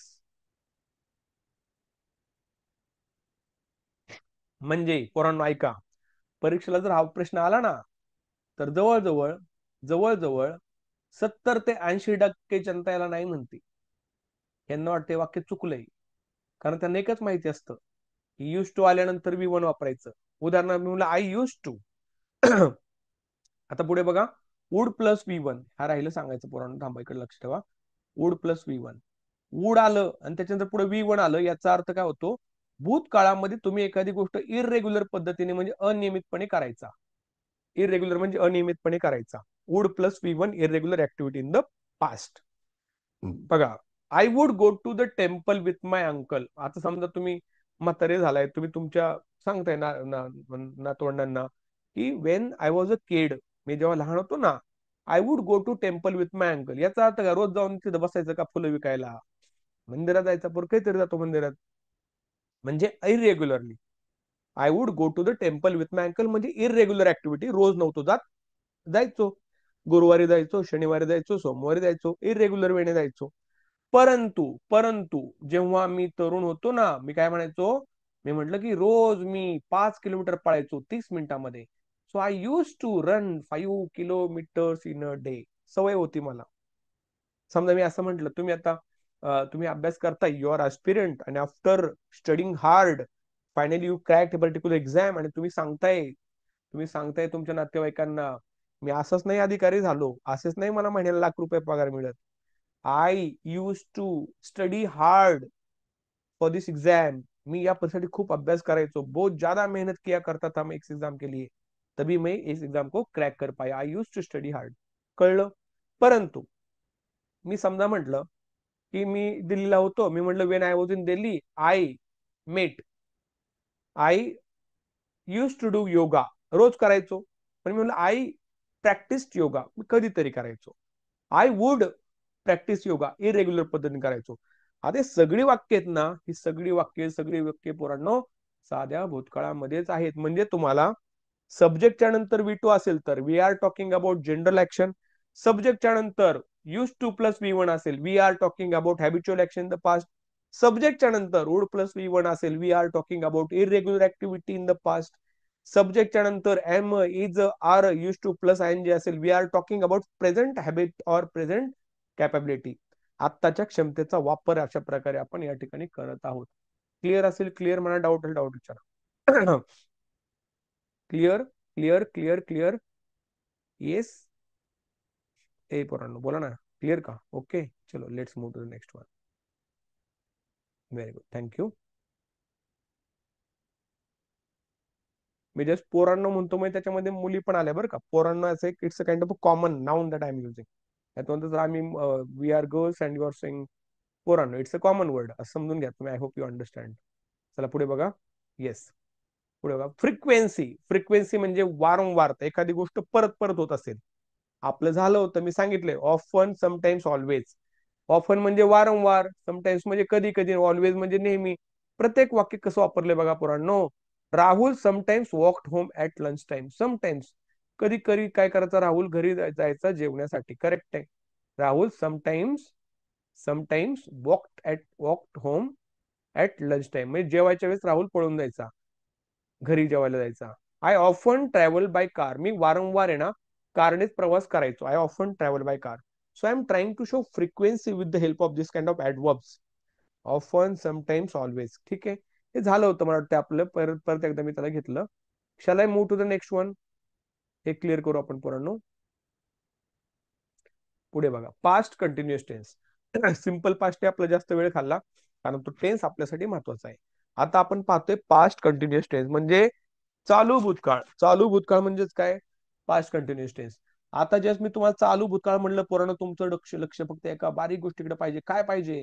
Sir इथं कंटिन्युअस म्हणताय तुम्ही, कंटिन्युअस म्हणताय याचा अर्थ कुठेतरी ING आलाच पाहिजे. कुठं आला ING बघायचं, आलाय का ING? आलाय ING, आला ING बरोबर. त्याच्यानंतर पास्ट म्हणतोय याचा अर्थ इथं वॉच पण येणार आणि इथं वर पण येणार. आलेला आहे. झालं, दोन्हीच्या छटा मला सापडल्या. माझा काळ कोणता? तर माझा काळ पास्ट कंटिन्युअस टेन्स. म्हणजे subject plus was were plus V plus ING plus object. This kind of tense I find in what tense? Past continuous tense. कधी वापरायचा? It is use to indicate a particular activity going on or happening in the past. म्हणजे भूतकाळामध्ये एखादी क्रिया चालू होती. ऐका, भूतकाळामध्ये एखादी क्रिया चालू होती अशा प्रकारचं वर्णन करण्यासाठी पास्ट कंटिन्युअस टेन्स वापरायचा. समजा मी म्हटलं, समजा मला कोणीतरी फोन केला आणि मी फोन नाही रिसिव्ह केला. मी म्हटलं sorry I could not receive your call because when you called me ना I was driving a car. I was driving a car. जेव्हा तू मला फोन केला, I was driving a car, म्हणजे कार क्रियाची चालवण्याची क्रिया चालू होती. म्हणजे use to indicate a particular activity going on or happening in the past. भूतकाळामध्ये एखादी क्रिया चालू होती अशा आशयाचे वर्णन करण्यासाठी चालू भूतकाळाचा वापर केला जातो. रचना राहते subject plus वॉजवर plus V plus ING plus object. मला सांगा पोरांनो, वर्तमान काळासाठी फक्त एकच बदलतो. कोणता बदलतो इथं? हे दोन काढून काय येतं? एम इज आर येतं. आठवतंय का? म्हणजे चालू वर्तमान काळ असेल तर काय येतं? Am is are plus ING. चालू भूतकाळ असेल वॉजवर प्लस ING. म्हणजे एम इजचं काय केला? वॉच केला. आरचं काय केला? वेअर केला. झालं का? मग क्लिअर झालं. Done done. Any doubt about this? एखादी क्रिया भूतकाळामध्ये चालू होती अशा प्रकारचं वर्णन करण्यासाठी आपण पास्ट कंटिन्युअस टेन्स वापरत असतो. I hope it's clear now. Shall we move? लक्षात ठेवा बरं का. एखादी क्रिया भूतकाळामध्ये चालू होती. समजा तुम्ही असं म्हटला, when I was in Pune ना I was studying very hard. मी खूप अभ्यास करत होते. आता आय वॉज स्टडिंग का आय यूज टू स्टडी सांगा मला. आय वॉज स्टडिंग नाही, I use to study very hard. Very good Sushant. I use to study. पण मी समजा म्हटलं yesterday when I was studying in library, किंवा yesterday when I was studying in the late night at 12 o'clock. Somebody knocked at door. रात्रीच्या ज्यावेळेस मी अभ्यास करत होते, अचानक दरवाजा कोणी धाड धाड धाड वाजवला. माझा अभ्यासच झाला, बरोबर का नाही? म्हणजे काय, माणूस घाबरून जाईल ना, असं नाही. तर when I was studying late in the night, एखादी क्रिया चालू होती भूतकाळामध्ये, अशा प्रकारचं वर्णन करण्यासाठी पास्ट कंटिन्युअस टेन्सचा वापर या ठिकाणी केला जातो. क्लिअर झालं? जायचं पुढं. Shall we move? Shall we move? रचना पाठ ठेवा पोरांनो, रचना पाठ ठेवा. रचना खूप महत्वाची आहे. Structure is very important. आता आली परत आपली नेहा. नेहा काय म्हणते बघा, नेहा काय म्हणते? नेहा एकच म्हणते, रंगवा चित्र. Same tense can be use in all three sentence formats. Neha काय म्हणते आता बघा, Neha was painting a picture. Neha काय म्हणते? Neha was painting a picture. Neha चित्र रंगवत होती. Neha was painting a picture. Neha was painting, Neha चित्र रंगवीत होती. आता आपल्याला माहिती इथं काय तोडायची फोडायची गरज नाही, कारण वॉज तर आपलं ऑलरेडी हेल्पिंग वर्ब आहे. त्यालाच फक्त घेतलं, असं धरून हाताला त्याला ओढत ओढत नेलं, वाक्याच्या सुरुवातीला लिहिलं, झाला आपला प्रश्न बघा. Was Neha painting a picture, प्रश्नचिन्ह दिलं. नेहा चित्र रंगवीत होती का? इथं नॉट लिहून टाकला, झालं आपलं निगेटिव्ह वाक्य. Neha was not painting a picture. Neha चित्र रंगवीत नव्हती. अशा प्रकारे आपण साधा चालू भूतकाळाची 3 वाक्य पाहिली. किती झाली सांगा मला वाक्य? सॉरी, साध्याचे 12, म्हणजे सॉरी वर्तमान काळाचे 12, साध्या भूतकाळाचे 3, 12 आणि 3 15, आणि चालू भूतकाळाचे 3, 12 आणि 3 15 आणि 3 18. 18 वाक्य झाली आपली. क्लिअर झालं? 18 वाक्य झाली. समजलं? Any doubt about this? Shall we move to the next slide? अजून 10 मिनिटं आहेत पोरांनो.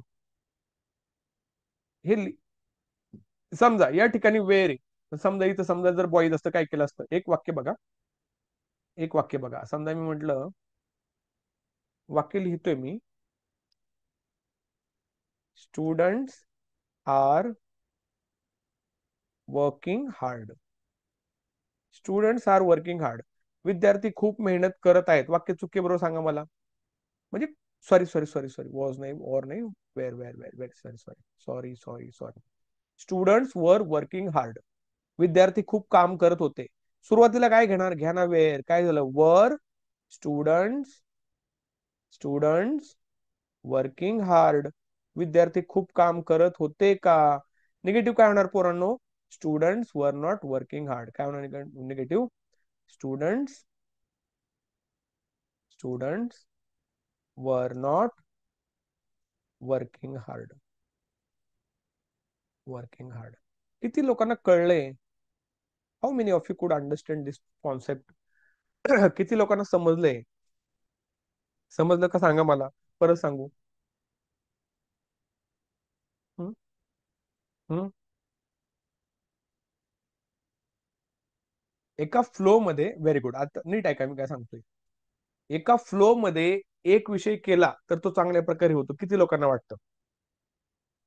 एका फ्लो मध्ये एक विषय केला तर अभ्यास चांगला होतो. होतोच होतो, कारण लिंक लागली, लिंक तुटून नाही द्यायची. पण एखादा विषय केला, अभ्यास केला, समजा समजा हा विषय घेतला तुम्ही, तर त्याचा भुगा पाडायचा. माझा एक मित्र आहे, तो असं म्हणतोय, याचा भुगा पाडायचा, याचा अर्थ त्याच्यावरचे कसलेही क्वेश्चन्स आले ते आलेच पाहिजेत. अजिबात त्यातला काही किंतु परंतु ठेवायचाच नाही, त्याचा विषय संपून टाकायचा पूर्ण. येते लक्षात? चला पुढे जाऊ आपण. Shall we move to next one? जाऊ पुढे. Yes yes. हा, हे झालं का पोरांनो? चला आता हे पास्ट परफेक्ट आहे, याचं काय एवढं नव्हतं rules. Past perfect tense. Past perfect म्हणजे काय? पूर्ण भूतकाळ, बरं का? मग मला सांगा पोरांनो, पूर्ण भूतकाळ म्हटलं तर पूर्ण भूतकाळाचा परफेक्ट असणारा एक त्याची त्याची छटा म्हणजे क्रियापदाचं तिसरं रूप. आणि पास्ट तर छटा कोणती? तर हॅड. म्हणजे ज्या वाक्यामध्ये हॅड, हॅड हे मुख्य क्रियापद असेल, नाही नाही, हॅड हे सहाय्यकारी क्रियापद असेल आणि त्याच्यानंतर क्रियापद तिसरं रूप आलं असेल, तर मी समजून जायचं माझा काळ हा कोणता आहे? पास्ट परफेक्ट टेन्स, म्हणजे पूर्ण भूतकाळ आहे. I am having past perfect tense in my tense. ठीक आहे? पास्ट म्हणजे पूर्ण वर्तमान काळामध्ये काय होतं? Subject plus have has plus V three होतं. आता काय केलं? Subject plus had plus V three आहे. हॅव हॅज प्लस होता ते काय subject plus had plus V3 आहे. समजलं काय कधी वापरायचा. It is use to indicate a particular activity that had happen in the remote past. हे महत्वाचं आहे पोरांनो.